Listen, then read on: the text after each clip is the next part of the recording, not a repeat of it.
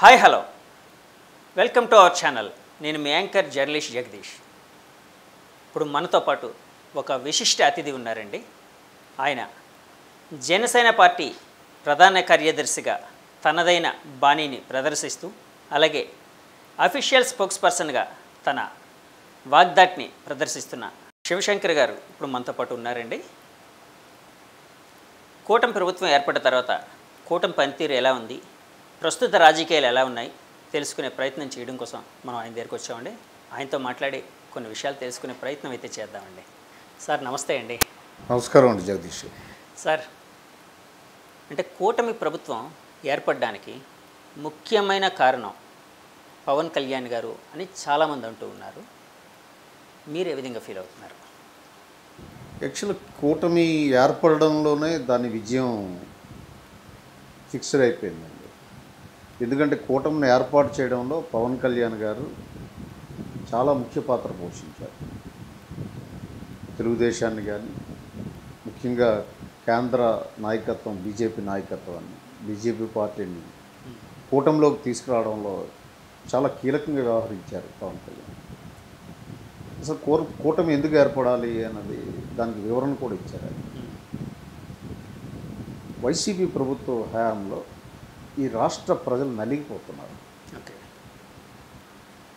రాజ్యాంగ వ్యతిరేక పాలన, నియంత పాలనతో ప్రజలు సమిధులైపోతున్నారు. కాబట్టి ముందు ప్రజల్ని కాపాడాలి అన్న ఉద్దేశంతో పవన్ కళ్యాణ్ గారు ఆ చర్యలు తీసుకున్నారు. ఆ దిశగా కృషి చేయడం జరిగింది.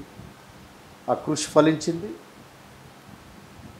అద్భుతమైన మెజారిటీతో ఆంధ్ర రాష్ట్ర ప్రజలు ఈ రాష్ట్రంలో కూటమి ప్రభుత్వాన్ని అధికారంలోకి తీసుకురావడం చాలా మంచి శుభపరిణామం.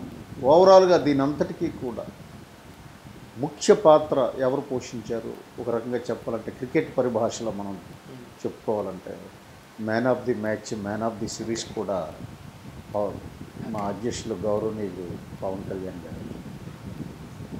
సార్, యాక్చువల్గా పవన్ కళ్యాణ్ గారి విషయం వచ్చినప్పటికీ, అంటే అభిమానులు కావచ్చు, నాయకులు కావచ్చు, మీలాంటి పెద్దలందరూ పవన్ కళ్యాణ్ గారిని సీఎంగా చూడాలనుకున్నారు.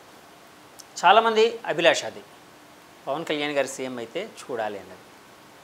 కానీ పరిస్థితులు రీత్యా కావచ్చు, అంటే రాజకీయ పరిస్థితుల డిమాండ్ వలన కావచ్చు, ఒక కూటమిలోకి వెళ్ళారు. సో డిప్యూటీ సీఎం అనే దానికి పరిమితం అయ్యారు ఆయన. అంటే డిప్యూటీ సీఎంగా ఆయన పనితీరు ఎలా ఉంటుందో, అంటే అద్భుతంగా ఉండే అవకాశం కూడా ఉండొచ్చు, కాదంటలేదు. కానీ సీఎం కాలేకపోయారు అన్న బాధ చాలామందిలోనే, అభిమానులు అయితే ఉందండి. అంటే వాళ్ళు ప్రదర్శించకపోవచ్చు కానీ నిగూఢంగా అయితే ఉంది వాళ్ళలోని. అలాంటి బాధ మీకు ఏమైనా ఉందా? అటువంటిది ఏం లేదండి. రాజకీయ ప్రక్రియ ఇది. సో గమ్యం ఏంటంటే జనసేన పార్టీ అధికారంలోకి రావాలి, ఈ రాష్ట్ర ప్రజలకి మంచి చేయాలి, సామాజిక పరివర్తన తీసుకురావాలన్నది మా ultimate goal. Okay. So politics ఏంటంటే it is a process. So ఈ ప్రయాణంలో మేము ముందడుగేసాం. 21 సీట్లే పవన్ కళ్యాణ్ గారు తీసుకోవడం, సో 21 సీట్లు కూడా 100% స్ట్రైక్ రేట్ రావడం, అలాగే 2 ఎంపీ సీట్లు రావడం, just it is a beginning. ఎవరు నిరుత్సాహపడవలసిన అవసరం లేదు. తగు సముచిత రీతిలో ఆయన ఉప ముఖ్యమంత్రి అయ్యారు. సో మంచి శాఖలు తీసుకున్నారు, ప్రజలతో మమేకమైన శాఖలు తీసుకున్నారు. వారి పనితీరు కూడా ఈ రాష్ట్ర ప్రజలు గమనిస్తారు. ఓకే. సో ఈ ప్రయాణంలో ఇంకా మనం ఎంతో జర్నీ చేయవలసి ఉంది. కాబట్టి ఇప్పుడు దాని మీద అప్సెట్ అవ్వడాలు ఇవన్నీ అభిమానులు కానీ, కార్యకర్తలు కానీ, నాయకులు కానీ ఎవరికి ఏం లేదండి.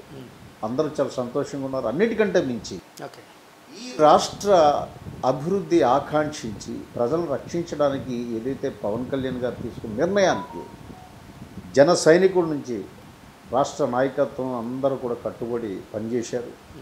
పనిచేయడం వల్ల తగిన ఫలితాలు వచ్చాయి. అటువంటి అసంతృప్తి ఎవరికి లేదు. ఓకే.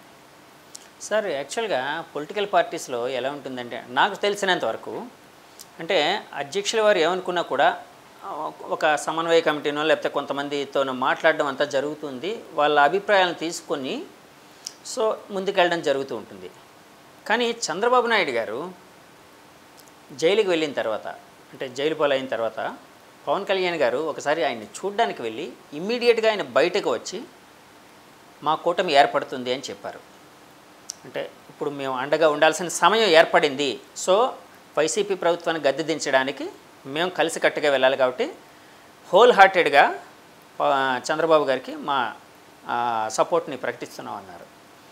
అంటే అలాంటి సమయంలో మీలాంటి నాయకులు కావచ్చు, ఇంకా పెద్దవాళ్ళు ఎవరైనా, అంటే మీ పార్టీలో ఉండేవాళ్ళు, అలా కాకుండా మనతో చర్చించి ఇలాంటి నిర్ణయాన్ని వెలువరిస్తే బాగుంటుంది అధ్యక్షుల వారు, అలా ఎందుకు తీసుకున్నారో తొందరపడ్డారా అన్న ఇలాంటి అభిలాష కానీ, అంటే ఇలాంటి అభిప్రాయం ఏమైనా కలిగిందా అండి ఎవరికైనా, మీకు కానీ ఇంకెవరికైనా?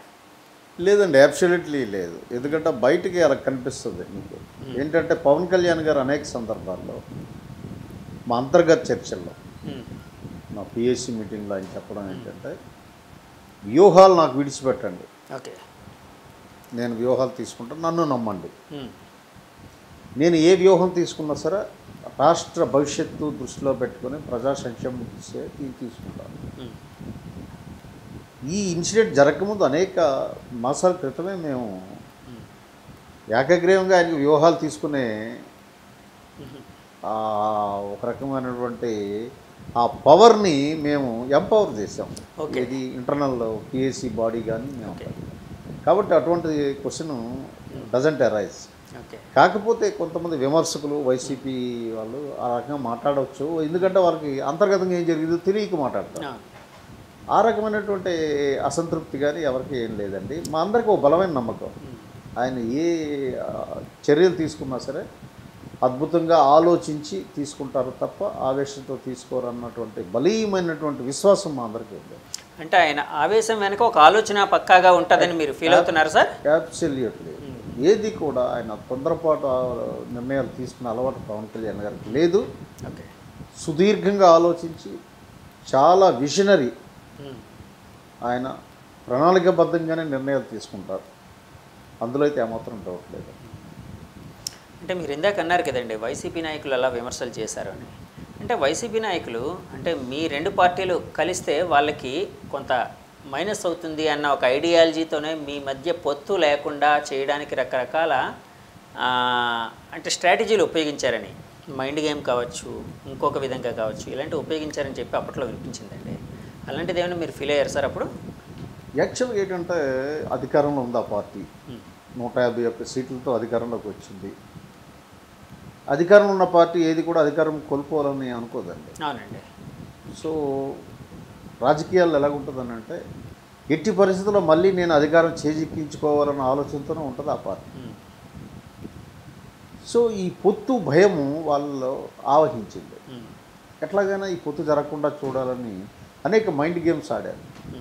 కాకపోతే పారలేదు, ఆ పాచికలు ఏమీ పారలేదు. వాళ్ళు అనవసరంగా ఏమవుతుందంటే మీకు వాళ్ళ పార్టీలో జరుగుతున్న వ్యవహారాలు కానీ, ప్రభుత్వంలో జరుగుతున్న వ్యవహారాలు కానీ వాళ్ళు పూర్తిగా నెగ్లెక్ట్ చేసి వాళ్ళ ఫోకస్ అంతా కూటమి నాయకుల మీద వ్యక్తిగత దాడులు చేయడం వల్ల ఈరోజు ఆ శిక్ష అనుభవిస్తుంది వైసీపీ నాయకులు కానీ, ఆ ప్రభుత్వం కానీ. మీరు తిన్నగా పరిపాలిస్తే ఈ పరిస్థితి ఎందుకు వస్తుంది? మీరు ప్రజాస్వామ్యయుతంగా పరిపాలిస్తే మీరు ఒకటి గమనించే ఉంటారు జగదీష్ గారు, అసలు అది ఒక విప్లవంలా వచ్చింది. నిశ్శబ్ద రాజకీయ విప్లవం వచ్చింది మొన్న.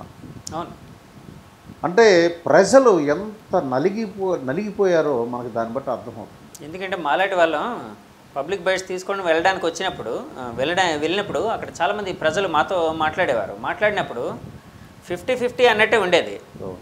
కొంతమంది వైసీపీ ప్రభుత్వానికి, జగన్ గారి పథకాలకి మేము ఓటేస్తాం అన్నట్టే ఉండేది. కొంతమంది నుంచి కొత్త ప్రభుత్వం రావాలి, పవన్ కళ్యాణ్ గారు, చంద్రబాబు గారు వీళ్ళందరూ కలిసి రావాలన్నట్టు ఉండేది. మేము అనుకునేవాళ్ళం ఒక టైట్ ఫైట్ నడుస్తుంది అన్నట్టు అనుకునేవాళ్ళం. కానీ మీరు అన్నట్టు ఒక నిశ్శబ్ద విప్లవం అనేది ఆ రోజు వచ్చింది. అంటే చాలామంది బయటపడలేదండి, ఎందుకంటే అంత భయభ్రాంతులు చేశారు. ఒక నియంతత్వ పాలన అన్నమాట. అంటే అక్కడ సీఎం ఒక నియంత అయితే ప్రతి జిల్లాలో నియంతలు స్టార్ట్ అయిపోయారు. వాళ్ళు అనుకున్నదే శాసనం, చట్టం.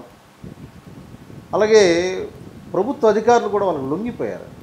అది భయంతో లొంగారా, అవినీతితో లొంగారా, అవన్నీ బయటకు వస్తాయి విచారణలో. ఇప్పుడు ఇటువంటి పరిస్థితుల్లో కూటమి ఏర్పడడం, పవన్ కళ్యాణ్ గారు ఒక పిలుపు ఇవ్వడం, గట్టిగా పవన్ కళ్యాణ్ గారు కూడా రాష్ట్రమంతా పర్యటించి ప్రజలని చైతన్యవంతం చేశారు.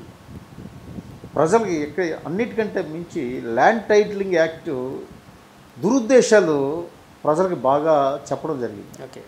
ఏ ఉద్దేశంతో ఆ యాక్ట్ తెచ్చారు, దాంతో ప్రతి ఒక్కరికి ఒక భయకంపితులు అయిపోయారు. ఈయన మళ్ళీ వస్తే నా భూమి లాక్కుంటాడు అన్నటువంటి ఒక అభిప్రాయంతో ఎట్టి పరిస్థితుల్లో జగన్మోహన్ రెడ్డి రాకూడదని అవతల అభ్యర్థిని చూడలేదండి. ఈ ఎన్నికల్లో ఒక ఫీచర్ మీరు ఏంటి అంటే అభ్యర్థిని చూడలేదు. కూటమి గుర్తు ఏముంది, గ్లాస్ ఉందా, సైకిల్ ఉందా, కమలం పువ్వు ఉందా, అభ్యర్థి ఎవరన్నది చూడకుండా ఓటేశారండి. దాని పర్యవసానమే 164 సీట్లు ఈరోజు చాలా అద్భుతమైన మెజార్టీతో కూటమి పరిపాలన కొనసాగిస్తుంది. సార్ 2019లో కూడా అదే జరిగింది కదండి. అప్పుడు కూడా వైసీపీ హవా అంటే ఇప్పుడు 164 కూటమి, అప్పుడు 151, అప్పుడు కూడా అభ్యర్థులను చూడకుండానే కొట్టారు కదండి. అది కాదండి, 2019కి 24కి కంపారిజన్ లేదండి. 2019లో ఏమైంది అని అంటే అప్పటికి ఈయన ప్రతిపక్షంలో ఉంటూ రాజశేఖర రెడ్డి మరణాంతరం ఈయన పార్టీ ఇవన్నీ కంటిన్యూ చేస్తూ ఈయన పాదయాత్ర చేస్తూ అందరికీ నాకు ఒక్క అవకాశం ఇవ్వండి, ఒక్క అవకాశం ఇవ్వండి, నాన్న కంటే ప్రజారాజ్యంగా పరిపాలిస్తాను, ఓకే, ఈ మాటలకి నిజమని భ్రమించారు ప్రజలు.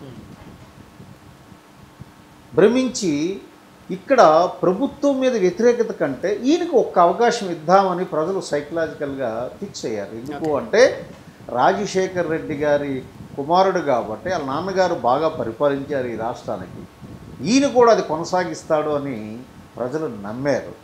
ఆ నమ్మకం ఈయన నమ్మక ద్రోహం చేశాడు కాబట్టి ఎంత నమ్మారో అంత రివర్స్గా ఓటేశారు. కాబట్టి ఆ ఎన్నికల్లో ఓటింగ్ సరళి ప్రక్రియ వేరండి, 24 ఎన్నికలది వేరండి. అంతేనా సార్? ఓకే సార్, ఇప్పుడు నిశ్శబ్ద విప్లవం వచ్చి ఇంతగా కూటమి విజయం సాధించడానికి అంటే వైసీపీ పార్టీ అపజయం పాలవడానికి కారణాలు వెతకాల్సి వస్తే, ఒక 10 కారణాలు 5 కారణాలు చెప్పాల్సి వస్తే ఏం చెప్తారు సార్ మీరు? మొదట ఫస్ట్ ఆఫ్ ఆల్ స్వేచ్ఛ లేదండి ఎవరికి. ఓకే. మీకు బాబాసాహెబ్ అంబేద్కర్ గారు మన రాజ్యాంగ పీఠికలో స్వేచ్ఛ, సమానత్వం, సౌభ్రాతృత్వం ఈ 3 ప్రతి పౌరుడికి గ్యారంటీ ఇవ్వాలి రాజ్యాంగం. స్వేచ్ఛ లేదు. ఎవరు మాట్లాడితే అడి మీద కేసు, నా మీద రోజా మర్డర్ కేసు పెట్టారండి, అక్యూజ్డ్ 1 నేను 307 ఇక్కడ వైజాగ్లో ఏంటి సార్ ఆ సంఘటన ఏంటండి అసలు? ఎయిర్పోర్ట్లో ఆమె వస్తుంటే నేను ఆమెకు హత్య ప్రయత్నం చేశానని చెప్పేసి నా మీద 307 పెట్టారు. అంటే అర్థం ఏంటి? నా గొంతుకు నొక్కడానికి కోసం, నన్ను టెర్రరైజ్ చేయడానికి కోసం. ఆగిపోయిందా నా గొంతు? ఆగలే. మంచి డబుల్ ఎనర్జీతో నేను వీళ్ళని అటాక్ చేయడం మొదలుపెట్టాను. అంటే ఆ స్వేచ్ఛ నాకు రాజ్యాంగం కల్పించింది. వీళ్ళెవరండి? అలా నా ఒక్కడే కాదు, ఎంతోమంది జర్నలిస్టులు, ఎంతోమంది రాజకీయ నాయకులు, ఎంతోమంది తటస్థులు సోషల్ మీడియాలో ఎవరైనా వాళ్ళు అభిప్రాయాన్ని వ్యక్తం చేస్తే వాడి మీద ఒక కేసు. స్వేచ్ఛ లేదు, సమానత్వం లేదు. సమానత్వం ఎలా ఫెయిల్ అయింది అంటే మీ మీద ఎవరైనా దాడి చేస్తే ఆర్ మీ మీద ఎవరైనా భయభ్రాంతులు చేస్తే పోలీస్ స్టేషన్కి వెళ్తే మీ కేసు రిజిస్టర్ చేయాలి. వైసీపీ నాయకులు చెప్పాలా? నిజమా సార్? అలా నడిచిందండి? ఎస్, రాష్ట్రమంతా జరిగింది. వాళ్ళు రిజిస్టర్ చేయరు. అదే వైసీపీ నాయకులు వెళ్ళి ఏదైనా మా చెప్తే అగమేఘాల మీద ఎఫ్ఐఆర్ చేసి అరెస్ట్కే వచ్చేస్తారు. సమానత్వం ఎక్కడుంది? లేదు. సౌభ్రాతృత్వం ఎప్పుడు ఈయన కులాలను విడదీసి లబ్ధి పొందాలని చేశాడు. నా బీసీ, నా ఎస్సీ, నా ఎస్టీ, నా మైనారిటీ, అవి దేనికి సంకేతాలండి? నా అనేటప్పుడే విడదీసే తత్వంతో దాన్ని ప్రజలు తిరస్కరించారు. ఈ 3 పోవడం ఒక కారణం అయితే, ప్రజాస్వామ్యం కానీ నియంతృత్వ పాలన, 2 శాంతి భద్రతలు క్షీణించిపోయాయి. శాంతి లేదు, భద్రత లేదు. ఒక ఆడపిల్లలకి, స్త్రీల మీద ఇన్ని జరిగే క్రైమ్ రేట్ విపరీతంగా పెరిగింది. 3వ స్థానంలో ఉంది ఇండియాలో క్రైమ్ రేట్. తర్వాత నిరుద్యోగ సమస్య 24%. భారతదేశంలో నెంబర్ 1 ఆంధ్రప్రదేశ్. భారతదేశంలో పర్సంటేజ్ చెప్పాలి అంటే ఎంతండి నిరుద్యోగ సమస్య భారతదేశం మొత్తం మీద? మొత్తం యావరేజ్ భారతదేశం మొత్తం యావరేజ్ 13-14% ఉందండి నిరుద్యోగం. అంటే 13-14 ఉండే దగ్గర మన ఆంధ్రప్రదేశ్లో ఎంతండి? 24. ఆహా. సో దేశంలో ప్రథమ స్థానం అర్పించింది. ఓకే. అభివృద్ధి లేదు, ఇండస్ట్రీస్ లేదు. ఇండస్ట్రీస్ పెట్టిన ఇండస్ట్రీస్ వాళ్ళని తగిలేశారు. బెస్ట్ ఎగ్జాంపుల్ అమర్ రాజా బ్యాటరీ, లూలు కంపెనీ వాళ్ళు వెళ్ళిపోయారు నమస్కారం పెట్టి. ఇవన్నీ గమనించారండి ప్రజలు. ఓకే. గమనించి ఇతను ఎజెండా వేరేగా ఉంది. మనకేదో చెప్పాడు రాజశేఖర రెడ్డి గారి కంటే నేను మంచి పాలన ఇస్తాను అన్నాడు, నమ్మి ఓటేసాం. ఇతను ఎజెండా వేరేగా ఉంది, ఇతను ఎట్టి పరిస్థితుల్లో రాకూడదని ఫిక్స్ అయిపోయి ఆ రకంగా ఓటింగ్ సార్లు వచ్చింది. అందుకే నేను ఇందాక నిశ్శబ్ద రాజకీయ విప్లవం అని ఎందుకు అన్నానంటే that is the reason. Sir ఇంకా ఎజెండా వేరేగా ఉందని జనాలు ఫీల్ అయ్యారు అని అన్నారు కదండి, మీరేం ఫీల్ అయ్యారు సార్? వాళ్ళ ఎజెండా ఏదై ఉంటుందని ఫీల్ అయ్యారు? అవినీతి, అక్రమం, డబ్బు సంపాదించడం. ఆయన ఒక రాజులాగా ఫీల్ అయ్యాడు. మీకు లిక్కర్ పాలసీ మొత్తం నాశనం చేశాడు. సో క్యాష్ షేర్స్ పెట్టాడు. ప్రపంచం అంతా డిజిటల్ ట్రాన్సాక్షన్ వైపు వెళ్తాయి. ఓన్లీ లిక్కర్ ఎక్కడ కూడా డిజిటల్ పే చేస్తానంటే ఇచ్చేవారు కాదు. కారణం అది అందరికీ తెలిసిందే. కానీ లాస్ట్ 2 months 3 monthsలో పెట్టినట్టున్నారు కదండి? లాస్ట్లో కాదండి, one week before elections. 1 week before పెట్టారండి అది. ఎందుకంటే అది కూడా ఎలా పెట్టారు అంటే కోడ్ ఆఫ్ కాండక్ట్ ఉంది కాబట్టి గవర్నమెంట్కి ఇంకా ఓకే క్యాష్ అనేది ఉండదు, గవర్నమెంట్కి అదుపు ఉండదు కాబట్టి ఆ కన్సర్న్ అధికారి దాన్ని డిజిటల్ కింద పెట్టమన్నారు. అది కంటి తుడుపు చర్య అది. ఓకే. అలాగే శాండ్ భవన నిర్మాణ కార్మికులు వీళ్ళందరూ కూడా నష్టపోయారు, రోడ్డు మీద పడ్డారు. సో మీకు ఒక్క వ్యవస్థ కాదని అన్ని వ్యవస్థలు ధ్వంసం చేసి పడేసాడు ఆయన. ఇప్పుడు రేపు శ్వేతపత్రాలు వస్తాయి, మీరు చూద్దరు. కానీ వస్తారా సార్? మీకు 13 లక్షల అప్పు చేశాడు. ఎందుకు చేశాడు, అప్పు చేసి ఏం చేశాడు అన్నది అతి లేదు గతి లేదు.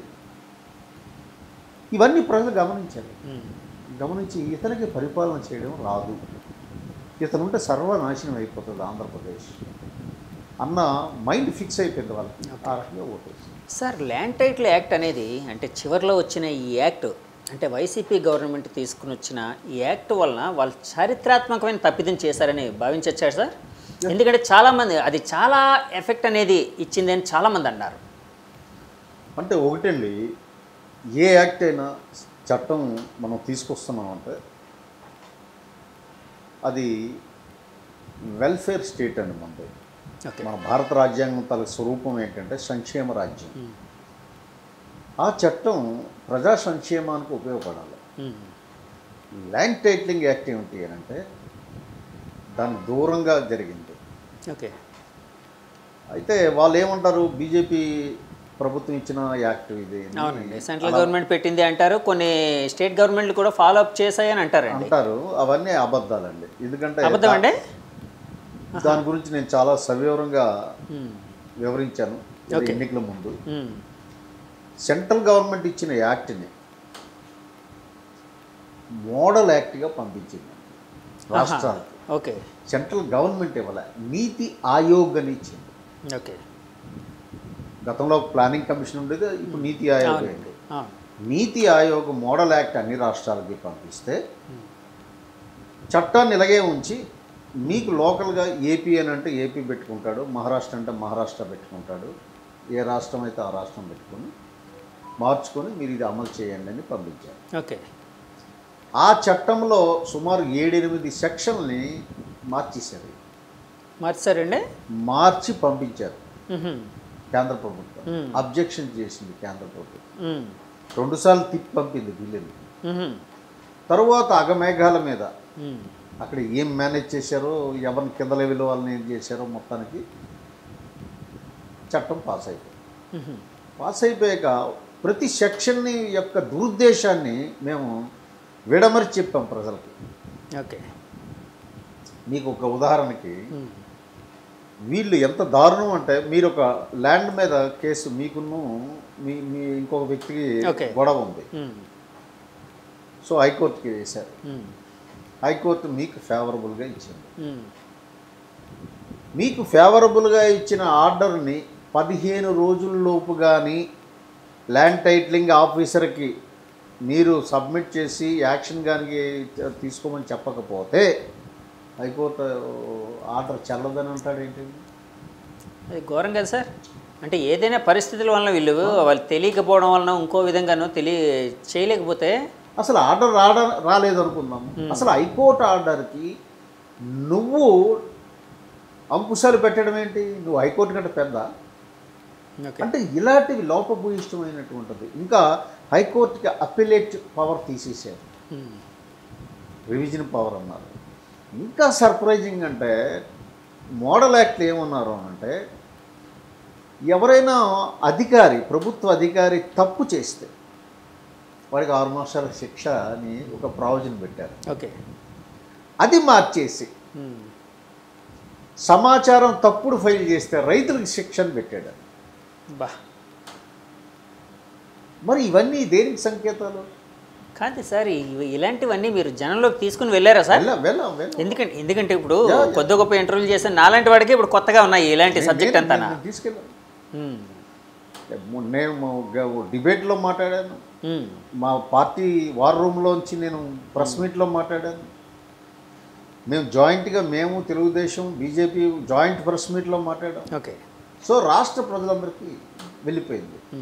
రెండవది, పట్టదారు పాస్ పుస్తకం మీద ఇతర బొమ్మ వేసుకోవడం ఏంటండి? మనం ఎప్పుడైనా చూసామా? రాజముద్రిక 3 సింహాల బొమ్మ ఉంటుంది, అది తీసేసాడు ఆయన. ఈయన బొమ్మ వేసుకున్నాడు. ఇవన్నీ దురుద్దేశపూరితమైన చట్టం అండి. ఆ చట్టం వస్తే 500 గజాలు దాటి స్థలం ఉన్నోడు కానీ, అరెకరా భూమి ఉన్నోడు కానీ ప్రశాంతంగా నిద్రపోలేడండి ఈ రాష్ట్రంలో. అందుకనే చంద్రబాబు నాయుడు గారు మొట్టమొదటి దాని మీద సంతకం పెట్టి తీసేసాము. మేము ప్రామిస్ కూడా చేసాం, మేము కూటమి ప్రామిస్ చేశారా? అవును. అది చాలా దుర్మార్గమైన చట్టం సార్. ఇప్పుడు అంటే ఆ విధంగా చేయడం ద్వారా వాళ్ళు ఎలాంటి లబ్ధిని పొందుదాం అనుకున్నారు? ఒకవేళ మీరన్నదే నిజమని అనుకుంటే ఎలాంటి లబ్ధి పొందుదామని వైసీపీ ప్రభుత్వం ఆశించిందండి? మంచి ప్రశ్న సార్. మీరు ఏంటి అని అంటే అసలు భూముల్లో ఒక కేటగిరైజేషన్ ఉంటుందండి. జిరాయితీ భూములు అంటే పట్టాదారు పాస్ పుస్తకం, అవి కాక బంజరు ఉంటుంది, అనాధీన భూములు ఉంటాయి, ఇనాం భూములు ఉంటాయి, కమ్మి ఉంటుంది, గడ్డపోరం భూమి ఉంటుంది.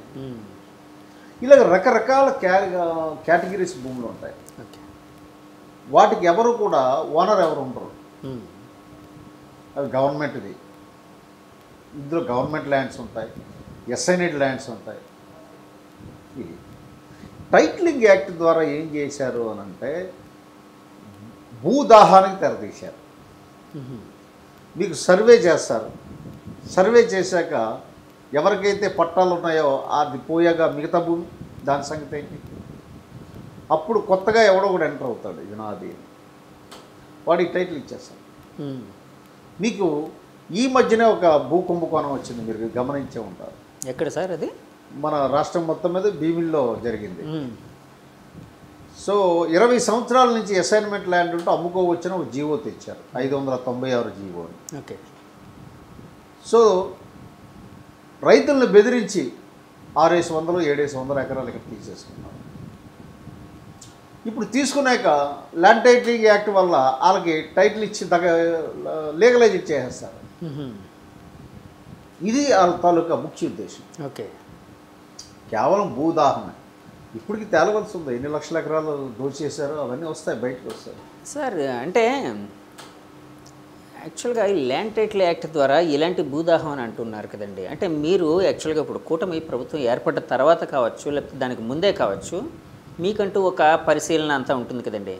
మీ కమిటీలు ఏదో వేసుకొని ఇంత జరిగింది ఇలా అని, అలాగా ఇంత ఈ విధంగా జరిగిందని ఏమైనా అంటే ఒక నెంబర్ ఏమైనా మీరేమైనా అనుకున్నారా సార్? అటువంటి అవకాశం లేదండి. అంటే ప్రభుత్వం అధికారంలో ఉన్నప్పుడు డేటా అంతా జీవోలే రహస్యంగా పెడుతున్నారు. డేటా ఎవరికి ఇప్పుడు తేలుతాయి శ్వేతపత్రాలు. అందుకే Okay. ముఖ్యమంత్రి గారు, గౌరవ ముఖ్యమంత్రి గారు ప్రతి డిపార్ట్మెంట్ శ్వేతపత్రాలు విడుదల చేయమంటున్నారు. అందులో తేలుతుంది. ఓకే సార్, మీరు ఇప్పుడు కూటమిలో భాగస్థులుగా ఉన్నారు కాబట్టి, భాగస్వామ్యం వహిస్తున్నారు కాబట్టి అడుగుతున్నానండి. యాక్చువల్గా జగన్మోహన్ రెడ్డి గారు 2019లో సీఎం అయిన వెంటనే ఏది మన ప్రజా దర్బార్ అది అక్కడ ఉంది కదండి, ప్రజావేదికని కూలగొట్టంగానే చాలామంది విమర్శించారు. అంటే దాన్ని అనవసరంగా కూలగొడుతున్నారు, దాన్ని ఇంకో విధంగా ఉపయోగించుకుంటే బాగుండేది ఇలాగని చెప్పి ఇది అయ్యింది. సో అది ఒక విధంగా మైనస్ కూడా అయిందా. మీరు ఇప్పుడు మీ గవర్నమెంట్ వచ్చిన వెంటనే మీరు వైసీపీ పార్టీ కార్యాలయాలని, అంటే ఇప్పుడు విజయవాడలోనే ఇక్కడ తాడేపల్లిలో కదండి, దాన్ని ప్రొక్లైనర్స్ పంపించి కూలగొట్టడం ఇదంతా జరిగింది. సో రకరకాల పార్టీ ఆఫీసులు ఎక్కడైతే ఉన్నాయో వాటన్నిటికీ నోటీసులు ఇస్తున్నారు. ఇది అంటే ఒక కక్షపూరిత చర్యగా ప్రజలు భావించే అవకాశం ఉందేమో, మీకు నెగిటివిటీ వచ్చే అవకాశం ఉందేమో సార్ ప్రభుత్వానికి? లేదు లేదు, ఎందుకంటే ప్రజావేదిక ప్రభుత్వ బిల్డింగ్ అండి. ఓకే, ప్రభుత్వ బిల్డింగ్. మొన్న కూలగొట్టింది ఏమిటి అని అంటే వైసీపీ పార్టీ కార్యాలయం, ప్రైవేట్ ప్రాపర్టీ, వాళ్ళ ప్రాపర్టీ. ప్రైవేట్. రెండవది ఏమిటి అని అంటే మీరు ఒక ఇల్లు కట్టుకుంటే ప్లాన్ డీవియేషన్ అయితేనే టౌన్ ప్లానింగ్ ఆఫీసర్ మీకు నోటీస్ పంపిస్తారు. అవును జగదీష్ గారు, మీరు ఇది వారం రోజుల్లో సమాధానం ఇవ్వాలి, లేదంటే మేము డెమోలిష్ చేస్తాం. అవునండి, అవును. వీళ్ళు రాష్ట్రం మొత్తం మీద వైసీపీ కార్యాలయాల కోసం ప్రభుత్వ భూమిని ఆక్రమించారు. తాడేపల్లితో ఏంటి అని అంటే అది ఇరిగేషన్ ల్యాండ్ అండి. ఓకే, ఇరిగేషన్ ల్యాండ్ వీళ్ళకి దఖలు చేయలేదు గవర్నమెంట్, వీళ్ళే ఆక్యుపై చేసేసి. అంటే నేను ఒక మాట అడుగుతాను, కంచే చేను మేస్తే నువ్వు రక్షించాలి, ప్రజల ఆక్యుపేషన్ లేకుండా నువ్వే ఆక్యుపై చేస్తే, ఆక్రమించుకుంటే మీరు ఏ సంకేతం ఇస్తున్నారు ప్రజలకు? రెండోది, ప్రతి వారు కూడా చట్టాన్ని అమలు చేయాలని మనం చెప్తాం.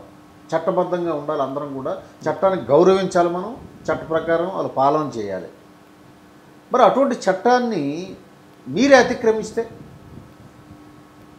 అందుకని ఈరోజు మొత్తం రాష్ట్రం మొత్తం మీద అతను 26 వైసీపీ కార్యాలయాలు అనాథరైజ్డ్గా కన్స్ట్రక్షన్ చేస్తున్నాడు. ఇది చాలా గంభీరమైన విషయం సార్. ఇది అన్నీ అనాథరైజ్డ్. ఇప్పుడు వరకు మీరు చాలా వాటిగా ఇచ్చారు, నోటీసులు అన్నిటికీ ఇచ్చారు. అవునండి. అంటే ఇది దేనికి సంకేతం అండి? చట్టబద్ధ పాలన ఉన్నట్ట లేనట్ట? అందుకు దానికి రెండవది ఇంకోటి, మీరు తాడేపల్లిలో కట్టుతున్న భవనం ఏదైతే ఉందో ప్రభుత్వ భూమి, అది మన క్యాపిటల్ దీనికి దృష్ట్యా అమరావతి రాజధానికి అడ్డంకి అవుతుంది. అక్కడ ఆ రూట్లోంచి ఒక రోడ్డు వెళ్ళవలసి ఉంది. ఓకే, దాన్ని నష్టపెట్టాలన్న ఉద్దేశంతో కూడా అక్కడ కట్టారు కార్యాలయం. అంతేనా సార్? దేనికోసం అండి అది? అంటే కదా, అమరావతి అనే దాని యాక్చువల్గా వాళ్ళ ప్రయారిటీలో లేదు కదండి, ఇంకా నష్టపెట్టడం ఇంకేముంటుందండి? కిల్ చేసేయాలి. ఓకే, వాళ్ళు ఏమనుకున్నారంటే మళ్ళీ మనమే వస్తాం, మళ్ళీ 30 సంవత్సరాలు నేనే పాలిస్తాను అన్నాడు కదా, పిచ్చి పరాకాష్ఠ చేరింది ఆయనకి. కాబట్టి ఆ రకంగా అన్ని రకాలుగా ఉద్దేశాలతో అది కట్టడంతో దాన్ని కూలగొట్టడం సరైన చర్య. అది మేము పూర్తిగా సమర్థిస్తున్నాం. ఇది ఒక ఇండికేషన్ వెళ్ళింది ప్రజల్లోకి, ఎవరైనా చట్ట వ్యతిరేక పనులు చేస్తే ఇలాగే ఉంటుంది యాక్షన్. కాబట్టి అది సరైన సమయంలో సరైన చర్యగా భావిస్తున్నాం. సార్, మనం వైజాగ్లో ఉన్నాం కాబట్టి అడుగుతున్నాను, ఏంటి సార్ రుషికొండ పరిస్థితి? రుషికొండ ఏదైతే ఆ ప్యాలెస్ ఉందో, అంటే దాన్ని చాలా సీక్రెట్గా ఉంచారు. ఈవెన్ అక్కడికి వెళ్ళడానికి ఎవరికి పర్మిషన్ ఉండేది కాదు. సిపిఐ నారాయణ గారు ఒకరు అప్పుడు హైకోర్టు డైరెక్షన్ తెచ్చుకుని అక్కడ వరకు వెళ్ళడం, బయట అంటే లోపల వరకు ఆయన బయట నుంచి చూశారు, అదంతా జరిగింది. తర్వాత మొన్న సీనియర్ శాసనసభ్యులు గంటా గారు మీడియా వాళ్ళందరినీ తీసుకుని వెళ్ళేది అంతా బహిర్గతం చేశారు. సో అది దేనికోసం కట్టారని మీరు అనుకుంటున్నారు? ఎందుకంటే వాళ్ళైతే ఒకటే చెప్తున్నారు, ఇప్పుడు రాష్ట్రపతి గారు వచ్చినప్పుడు, ప్రధానమంత్రి గారు వచ్చినప్పుడు ఒక విడిదిలాగా ఉండడం కోసం మేము ఇలాంటి నిర్మాణం చేయడం తప్ప, వాళ్ళ కోసం మేము చేస్తే అంటే ఒక ప్రోటోకాల్ కోసం మేము చేసాం, ఇదే మా సొంతానికి ఉపయోగించుకోవట్లేదు కదా, ఈ సొంతానికి మేము ఎక్కడ ఏ వస్తువులు తీసుకునేట్లేదు కదా అని అంటూ ఉన్నారండి. దాన్ని ఎలా చూస్తారు? అసలు ఏ విధంగా చేసి దేనికోసం చేశారని మీరు అనుకుంటున్నారు? అంటే జగదీష్ గారు, తాటి చెట్టు ఎక్కినోడికి ఎందుకురా తాటి చెట్టు ఎక్కావు అంటే మా దూడకి గడ్డి కోయడానికి ఎక్కానయ్యా అని అన్నాడు. ఓకే. అలా ఉంది ఈయన మాట. వైసీపీ నాయకులు గుడివాడ అమర్నాథ్ కానీ వాళ్ళ అబ్బటి రాంబాబు కానీ వీళ్ళు మాట్లాడింది. ఎప్పుడు చెబుతున్నారు మీరు ఈ విషయం? ఇప్పుడు చెప్తున్నారు. మొదట్లో ఏమన్నారు మీరు? టూరిజం ప్రాజెక్ట్ అన్నారు. ఫస్ట్ టూరిజం అన్నారు, తర్వాత ముఖ్యమంత్రి గారు క్యాంపు కార్యాలయం సంథింగ్ అది అనలేదు. అనలేదు సార్? టూరిజం అనే అన్నారు. తరువాత ఏమన్నారు? హైకోర్టులో ఏం కౌంటర్ అఫిడవిట్ వేశారు? టూరిజం ప్రాజెక్ట్ అన్నారు. ఓకే. టూరిజం ప్రాజెక్ట్ పేరుతో మీరు కొన్ని వెసులుబాట్లు తెచ్చుకున్నారు. అది సిఆర్జెడ్ రూల్స్ వైలేషన్, అవునండి, ఎన్విరాన్మెంట్ లాస్ వైలేషన్. టూరిజానికి ఇస్తారు వాళ్ళు. ఓకే. టూరిజం ప్రాజెక్ట్ అని చెప్పి మీరు అది పెట్టారు. టూరిజం ప్రాజెక్ట్ అంటే రిసార్ట్స్ ఉంటాయి, ప్రపంచ నలుమూల నుంచి వచ్చిన వాళ్ళు ఉండడానికి. నా దృష్టిలో అయితే అక్కడ ఒక 250 రిసార్ట్స్ ఉండాలి టూరిజం ప్రాజెక్ట్ అయితే. ఓకే.